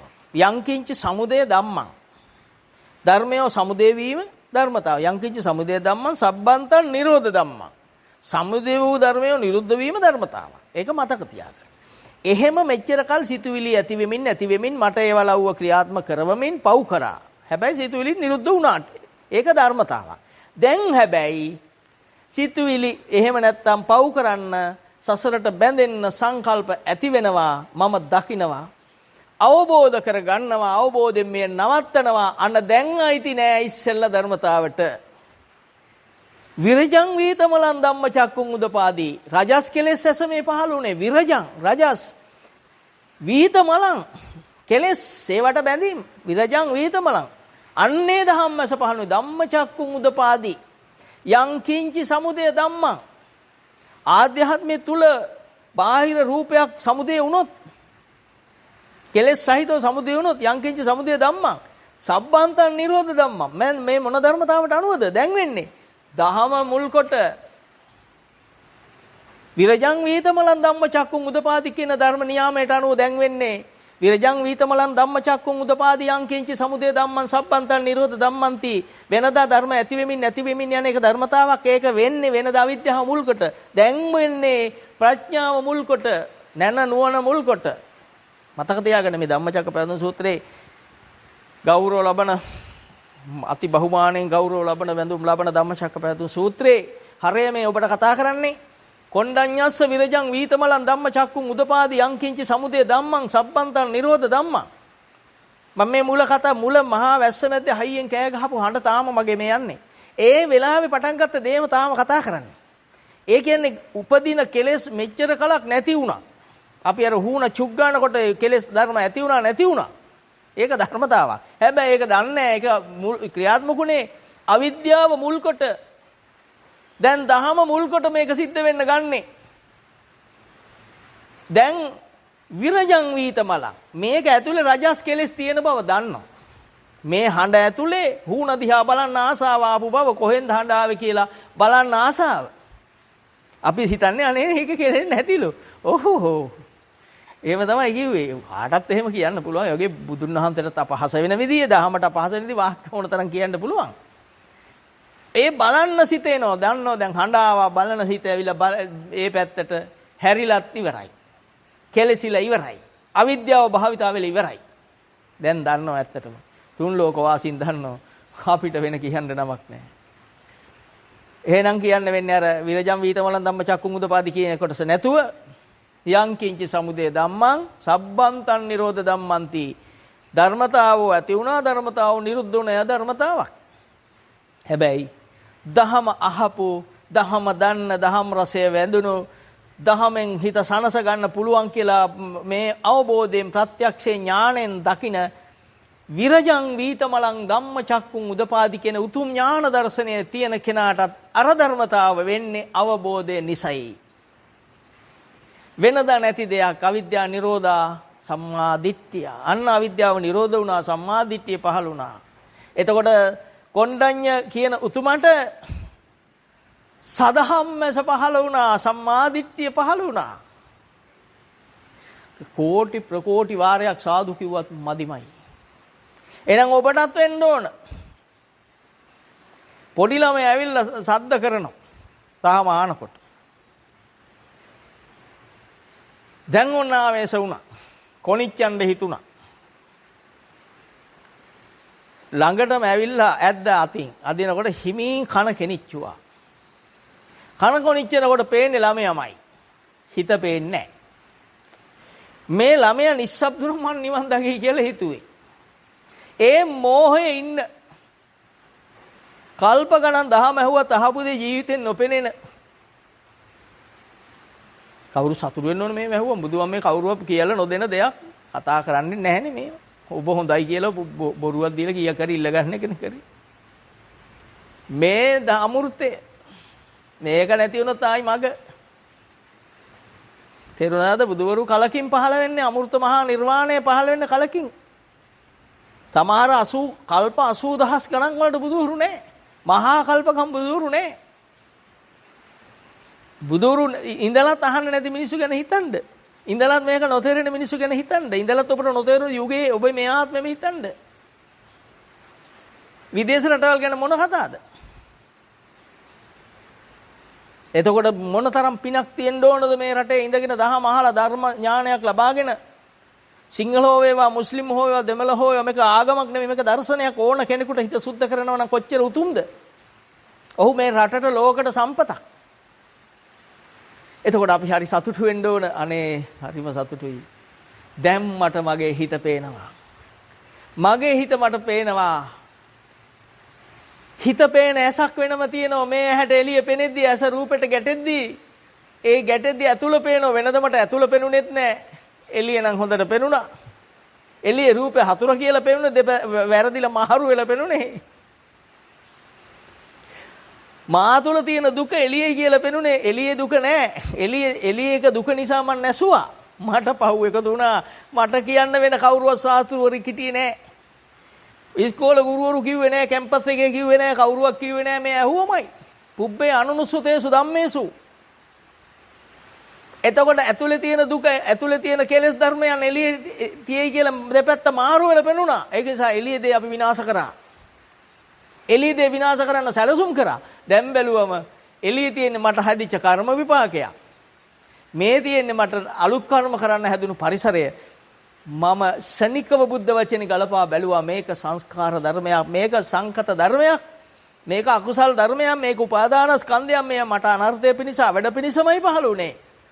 කියා උතුම් සම්බුද්ධ වචනය එතෙන්ට ආයෝජනය කරනකොට මට S2 ඉක්මවා යන S2ක් පහළ වුණා. අන්න ඒකයි S2 කියන්නේ. මේ කෙලෙස් පෙනෙන ශක්තිය, සතිය, මහා සතිය මහා සතිපට්ඨානය. මේක ස්ථිර වුණාම සිත නොපෙනි කිසිම දෙයක් වෙන්නේ නැහැ ඔබේ. ඒ தත්ත්වයට ඔබ කවදා හරිපත් වෙයි. පත් වෙච්චයි මේ රටේ ඉන්නවා. බැරිය ඉතින් කුකුල්ලු අඬනවා වගේ ඔය නිකන් පුරුද්දට කුකුල උදේට අඬනෝ ඇති වැඩක් නැහනේ. ඒ වගේ අපි පුළුවන් කීකේ ඉන්නවා. ඉතින් කවදා මේ බොරුව නවත්ත ගන්නද? මේ හිත හේවත් විඥාන ස්කන්ධේ උපාදාන ස්කන්ධේ පෙනෙන පින්වත් පිරිස මොනතරම් අමන්දා මන්දනේට මේක අහනකොටපත් වෙනවද? සතුටටපත් වෙනවද? මේ දන්න දේ බුදුන් වහන්සේමයි නේද? මේ බුද්ධ වචනේමයි නේද? බුද්ධ වචනේ යනු බුදුන් වහන්සේමයි. මට ඇසුරු වෙන්නේ ධර්මස්කන්ධේ නම් බුදුන් වහන්සේමයි. එහෙනම් බුදුන් වහන්සේ මට හිතසුව පිණිසයි පහළ වෙලා තියෙන්නේ. මන් නොදන්න කාලේ මොනතරම් පස්ස හැරිලා බැලුවම ආපස්සට හිතලා බැලුවම Tamanට පේනෝ නේද? පෞඛාරී යුගයක් Taman ගත කරලා තියෙන්නේ.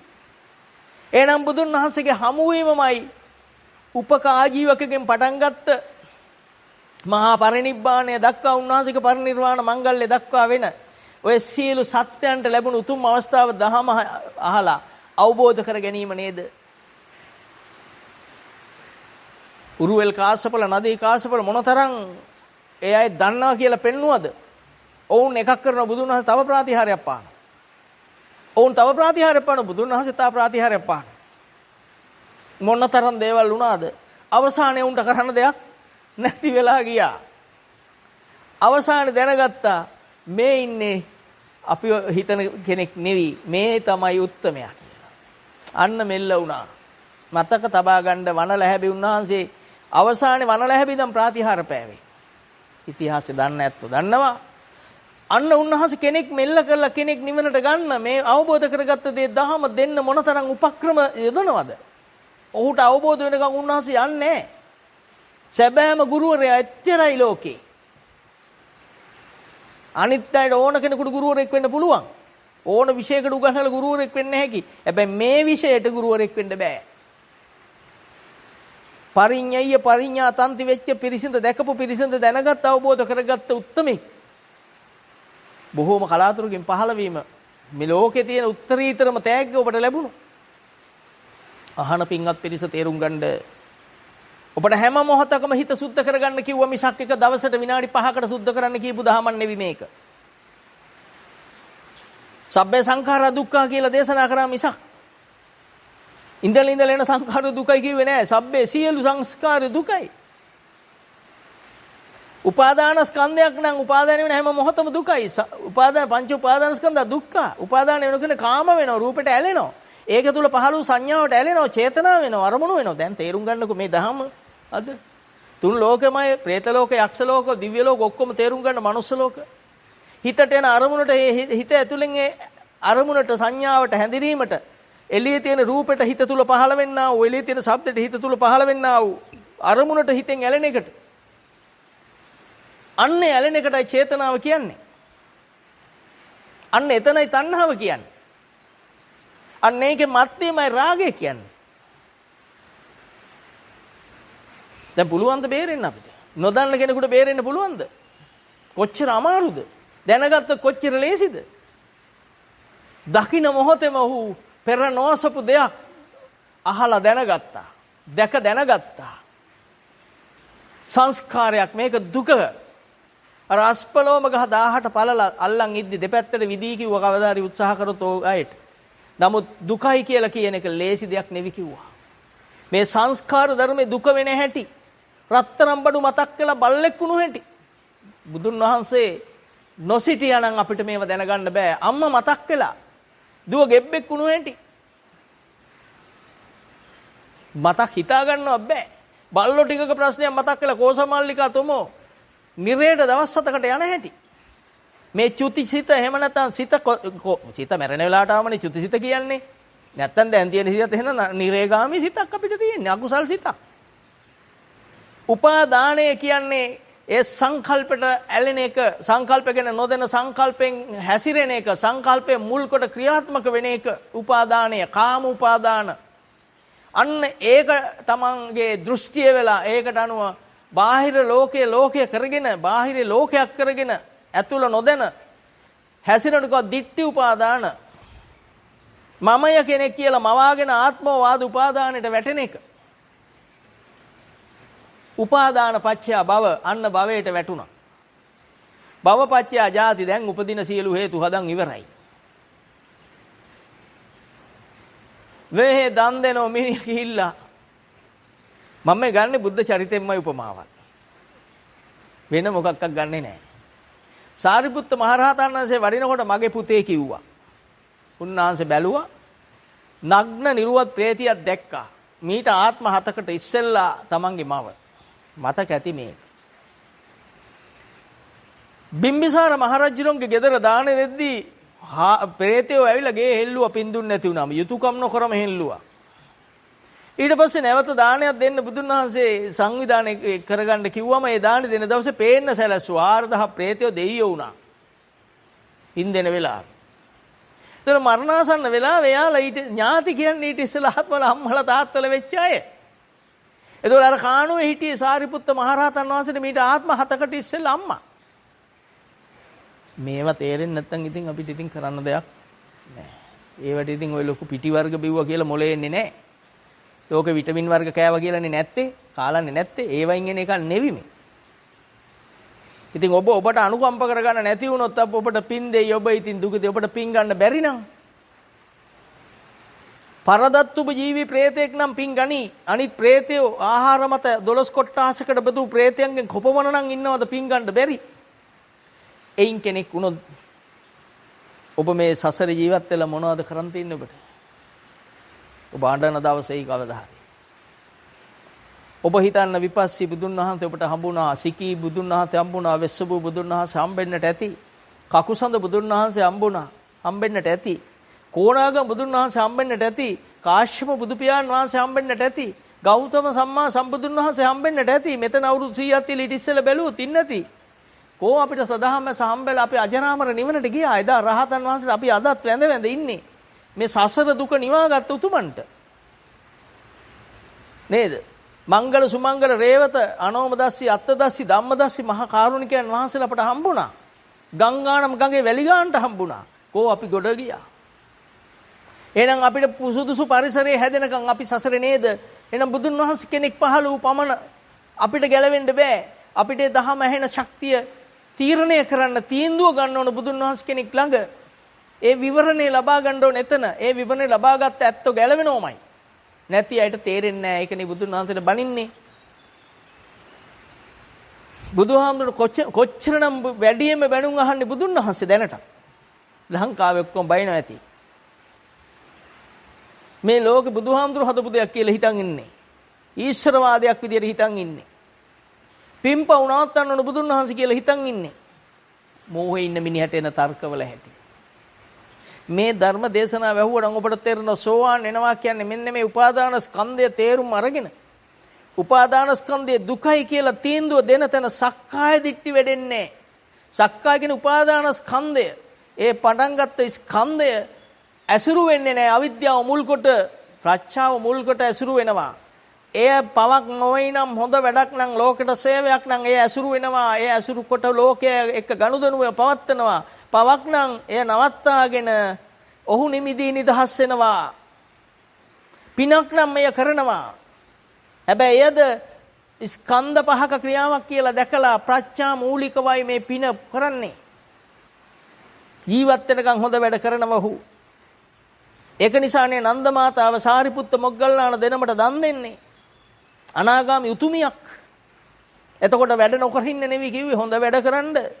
එතුමිය කරන්නේ මහා පින්කමක්. මහා දානයක් දෙන්නේ. එතකොට ලෝකයේ අයට සේවය කරනවා. සැමියෙද්දි සැමියට උයල දුන්නා. බැන්නත් තමන්ට දරුණු සැමියෙක් හිටියේ ඒත් ඒ සේවය කරා. තේරුම් ගන්න. බන්දුල මල්ලිකාව අනාගාමී ඵලෙ හිටපු අනිත් උත්තමිය. දම් බෙදද්දී තමන්ගේ සැමියයි ළමයි මැරුණා කියලා 30 ගාණක් මැරුණා කියලා ලියුම එනවා. හැබැයි පොඩ්ඩක්වත් නොසෙල්ලෙන හිතක්. අන්න බලන්න හිත කලබල කරගත්තේ නැති හැටි. ඒ ලියුම ඉනේ ගහගෙන දම් බෙදුවා. ඔන්න කෙලෙස් සුද්ධ කරගෙන ඉහළට යනකොට ඔහු පත් වෙන හිත නොසෙල්ලෙන තැන න කම්පති කියන තැන. හිත නොසෙල්ලන මට්ටම අනාගාමි මට්ටම. එහෙනම් සෝවාන් මට්ටමේදී මතක තියන්න නකුල මාතා නකුල පිතු දෙන්නගෙන් නකුල පිතු මැරෙද්දී නකුල මාතා ඉදිරියේදී මම මැරුණම ඔබ තනි වෙනව නේද කියලා දුක ආවා.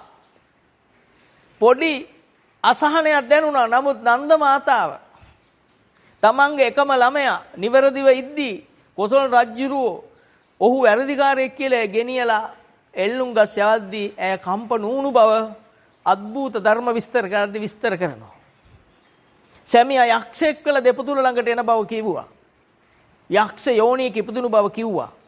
දොරකොඩ ළඟට ඉඳි කඩුල්ල ළඟට වැට ළඟට එන ඔතනින් මෙහාට එන්න බැරි අන්නේ බුදු බලය නිසා කියලා කිව්වා. එකකින්වත් කම්ප නොවන කෙනෙක්. එතකොට අපේ බන්දුල මල්ලිකාතුමිය මහ විශාල පිරිසක් මැරිලා පණිවිඩ එද්දී දාන සභාවේ කිසි කෙනෙකුට දැනගන්න බැරි වෙන්න දම් බෙදුවා. දාන ඉවරනකම් දැනගන්න බෑ. දාන සභාව ඉවරුණාම ඇහුවා මොකක්ද ආපු ලියුම කියලා. භාග්‍යතුන් වහන්සේ ඇහුවේ අනිත් හැම කෙනාටම අනාගාමි ඵලයේ උත්තරීතරත්වය පෙන්වන්න.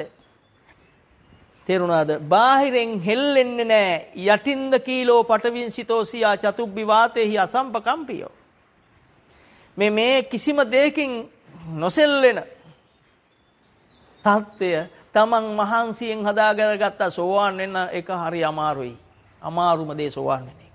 ඒ කියන්නේ ඔබ තුල පහළ වෙන්නා වූ දේ අනිත් පැත්තට මෙනෙහි කරන එක. බුද්ධ වචනට ගලපා මෙනෙහි කරන එක අමාරුම තැන.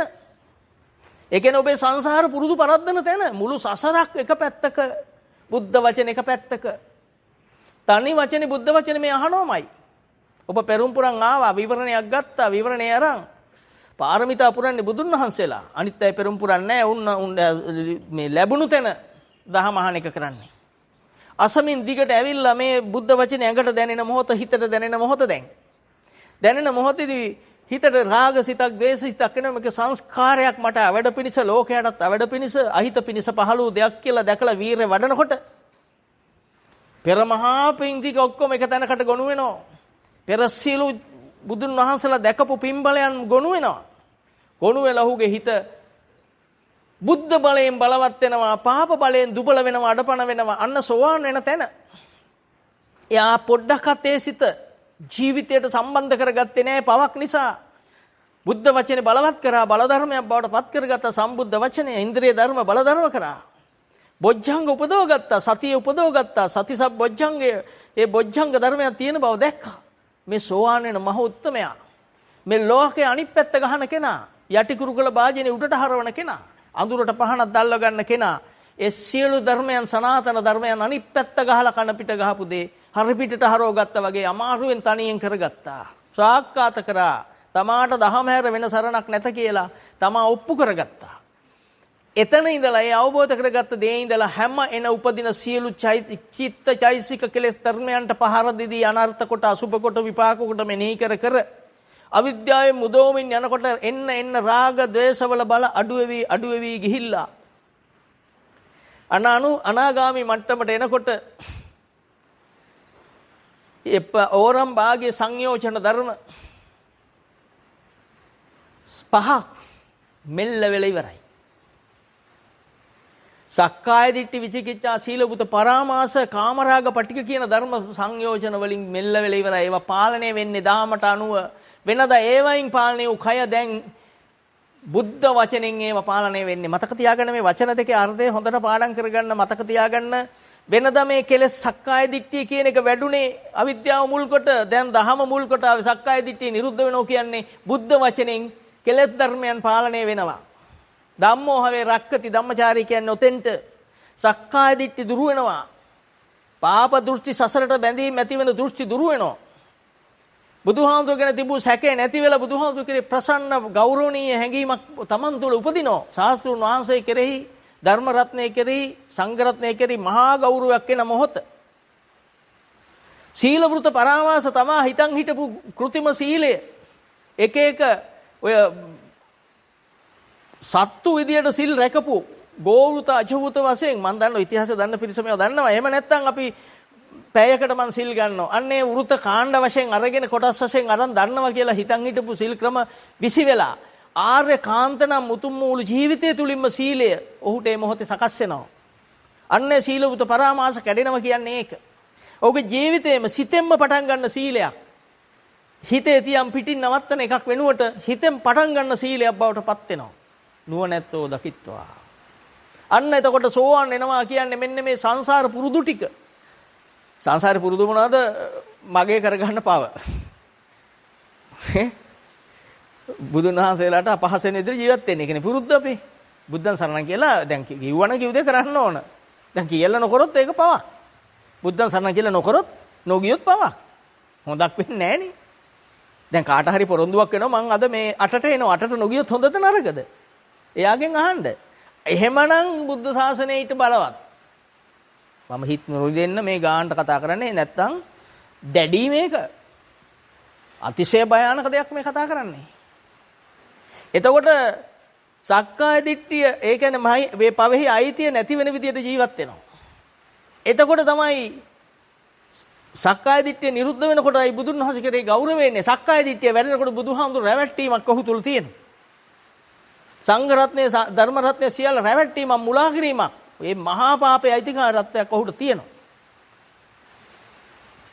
අන්න ඔහු දහම දැනගත්ත කෙනාගේ සක්කාය දිට්ඨිය විචිකිච්ඡා සීලවෘත පරාමාස කියන්නේ සසරට බැඳෙන සම්බන්ධ ධර්මතාවන් අඩපණ වෙවි යනකොට සෝවාන් මට්ටමට ඔහුපත් වෙනවා. සෝවාන් ඵලයට එනවා. එතන ඉඳගෙන ඔහුට කරන්න තියෙන කාමරාග පටික කියන කාම ඡන්දයන් රාගයන් දැඩි බැඳීම් දැඩිකම් සහසිකම් මෙල්ල වෙන විදියට හිත දැන් දන්න නිසා පේන නිසා හිත දිහා බලන් හිත සුද්ධ කරමින් ඉන්න එක. එතකොට ඔහුගේ කෙලෙස් බල අඩු වෙනකොට සකදාගාමි වෙනවා. දැන් ඔහුගේ අර සංයෝජන පහම සම්පූර්ණ තුනීම වෙලා ගියපු නිසා අනාගාමි න ආගාමි මට්ටම අනාගාමි මට්ටමට එනවා. තව සංයෝජන පහක් තියෙනවා. ඒක හිතලා ආයාසෙන් කරන්න බෑ ඉබේ අයින් වෙන ධර්ම. ඒ මට්ටමේ හිත දිගටම තියෙන හිත පෙනිපෙනි තියෙනකොටම සසර පුරුදු සියල්ල අයින් වෙනවා. රූප රාග අරූප රාග මාන උද්දච්ච අවිද්‍යාව කියන උද්ධම් භාගයේ සංයෝජනයන් එකවර හිඳිලා උතුම් වූ නික්ලේශී මහරහතන් වහන්සේ කෙනෙක් බවට පත් වෙනවා. මේ සංසාර කතර තරණය කළ කෙනෙක් බවට පත් වෙනවා. අන්න එතෙන්ට එනකන් තමයි අපිට මේ උතුම් සද්ධර්මය මේ අද දවසේ ඔබ අහපු මේ ධර්ම කරුණු ඔබ කවදා හරි දවසක උතුම් නිකලේශී මහා උතුමෙක් බවට පත් වෙන්නටයි මේ ධර්මයේ ලෝකෙට දේශනා කළේ. බුදුන් වහන්සේ කෙනෙක් සත්සතිය ගත කරද්දී දින 49ක් ඔබ ඇහෙව්වද බැලුවද ඔබට නිකන් හිතන්නවත් ඉඩක් තිබුණද උන්වහන්සේ අවුරුදු 6ක් මොනවද කෑවේ? ඔබගේ පියා බුදු පියාණන් වහන්සේ ඒ තත්ත්වයටපත් වෙන්න උන්වහන්සේට ආහාර ලැබුණද? නිර්ආහාරව මේ දෙකරා. තාත්තා මහන්සි වුණා, නිදිමරුවා, අමාරුවෙන් හම්බ කරා. හම්බ කළ දේ හරියට ගණනය කරගත්ත සත්සතිය ගත කරලා ගණනය කරලා සමම්පති බ්‍රහ්ම දෙවිඳුන්ගේ ආරාධනෙන් ලෝවැසි සතුන්ට දහම් දෙසන්න පටන් අරා 45 වසරක් ධර්ම දේශනා කරා. අපේ ගාව කෙලෙහි ගුණ තියනවද? බුදුන් වහන්සේගේ අගය අපිට ඇවිල්ලාද තියෙන්නේ? ඇවිල්ලා නම් ප්‍රමුඛ තැන වෙන්න ඕන බුදුන් වහන්සේගේ පිළිරුව.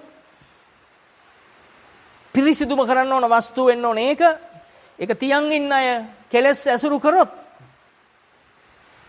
කියවල බලන්න අග්නි කන්දෝපම සූත්‍රය. ඒකේ තියෙන දඬුවම.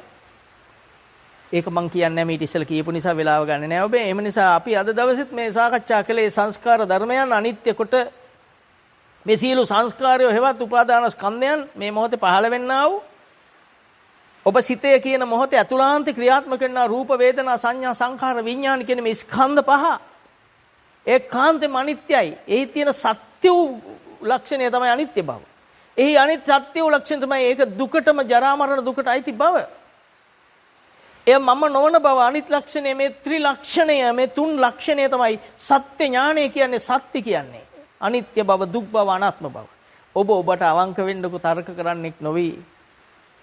අවංක වුණු දවසට ඔබ ඵලයට එවි. ඕන පව් කර කෙනෙකුට මේකෙන් නිදහස් වෙන්න අද පටන් ගත්තොත් පුළුවන්. මේ මොහොතේ පටන් ගත්තොත් පුළුවන්.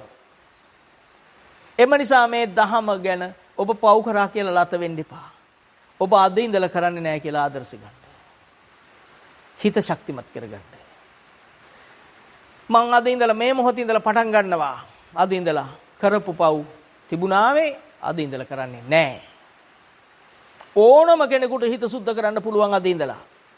ඕනම ආගමක් අදහන කෙනෙකුට හිත සුද්ධ කරගන්න පුළුවන්. ගෙදරට උතුමෙක්, රටට වටින උත්තමෙක්, තුන් ලෝකෙට උතුමෙක් වෙන්න ඕනම ආගමිකයෙකුට පුළුවන්. උපන්න අකුසල් අපි දන්නවා අඟුලිමාල 999ක් මරලා පොතේ හැටියට. කුණු ඇඟිලි වීසි කරාම 999ට වැඩි වෙන්න බෑ මරපු ගාන. 999ක් තියෙන විදියට කතා කරලා 999ක් මරලා සම්බුද්ධ වචනේ භාවිතා කරලා උතුම් අරිහත් ඥානෙ ලබාගෙන පරමාවිසත් ජීවත් වෙලා පිරිනිවන් පෑවා. කර්මය ඵල දෙන්න ඕන කාල සම්පatti හැදෙන්නට පෙර, විපාක සම්පatti හැදෙන්න පෙර පිරිනිවන් පාලත් ඉවරයි. එම නිසා අච්චර පව් කර සියතින් තනියෙන් හුදකලාව අනුන්ගේ උදව් නැතිව පව් කර අඟුලිමාල රහත් වෙලා දුන්නු ආදර්ශයට සාදු කියලා ඔබත් එකඟ වෙලා ඔබ අද ඉඳලා මෙතෙක් කරපුවා නවත්තලා පටන් ගන්න බුද්ධ වචනේ භාවිතා කර කර ඔය කරන රස්සාව ජීවත් වෙන්න කරන්න. ඒකෙන් රටතොට දියුණුවටත් උදව් වෙයි, ඔබේ ජීවත් වීමත් සකස් වෙයි. එතකොට ඔබේ ජීවත් වීම මේ රටේ සෞභාග්‍ය වෙනවා. උතුමෙක් ඉන්න තැනට හරියනවා. පෞකාරයේ ඉන්න තැන විනාශ වෙනවා. එහෙනම් අද පටන් ගන්න උත්තමයේ බවට හිත සුද්ධ කිරීමෙන්පත් වෙන්න. කතා කරන්න ගොඩක් දේවල් තියෙනවා. මම හිතනවා අද දවසේ ගොඩක් දේවල් ඔබට අවබෝධ වෙන්නට ඇති. මහ වැස්සේ මම අධික ශබ්දකින් කතා කරන්නේ වෙනදා වගේ 10 ගුණයක් විතර වේගවත්. මේ දේශනේ අහන් ඉන්න බලන අයට පේනවා ඇති මෙහෙට අධික වැසි ටකරමක් යට කතා කරන්නේ මේ නිසා අධික ලෙස අමාරුයි. හැබැයි පොඩ්ඩක්වත් අඩු කරේ නෑ. ඔබට ධර්ම ඥානය විදිහටම දුන්නා.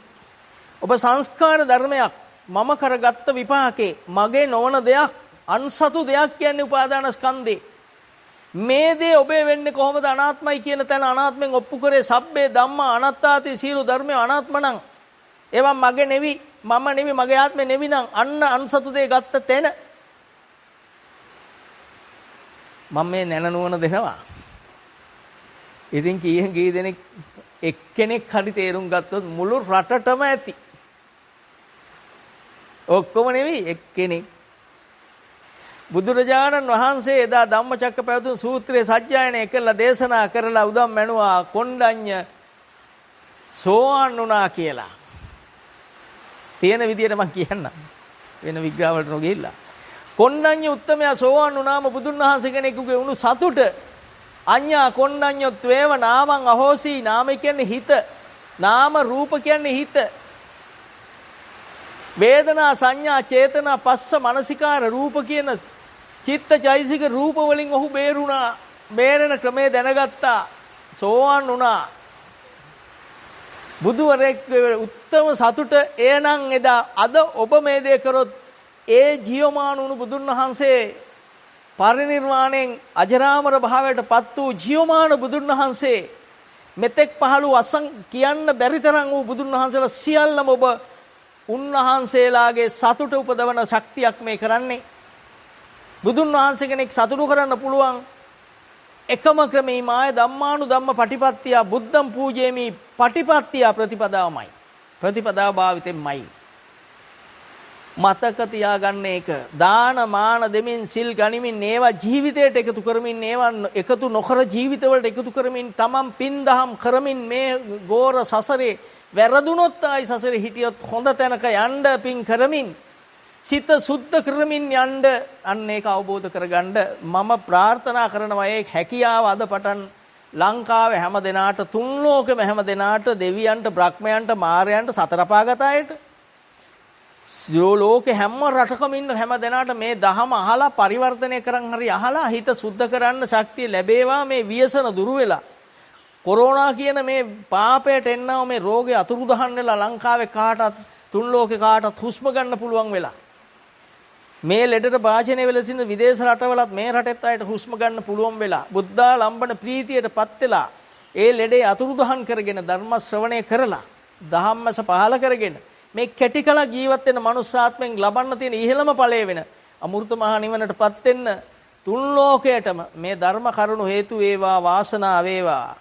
මේ උතුම් ධර්ම සාකච්ඡාවේ මතු කරා වූ සියලු ධර්ම කරුණු මතු කළ අපට දේශනා කළ අතිපින්වත් අතිභාග්‍යවන්ත අප තථාගත ලෞතර අමාමෑණී සම්මා සම්බුදු පියාණන් වහන්සේ ඇතුළු මෙතෙක් පහළ වූ සීලොම තිලෝගුරු අමාමෑණී ශාන්තිනායක තථාගතයන් වහන්සේලාට ධර්ම දේශනා කරමින් මම රැස් කළ පිනත් ධර්ම ශ්‍රවණය කොට තුන් ලෝකෙම රැස් කළ පිනත් උන්වහන්සේලාට අසමසම උත්තම පූජාවක් වේවා.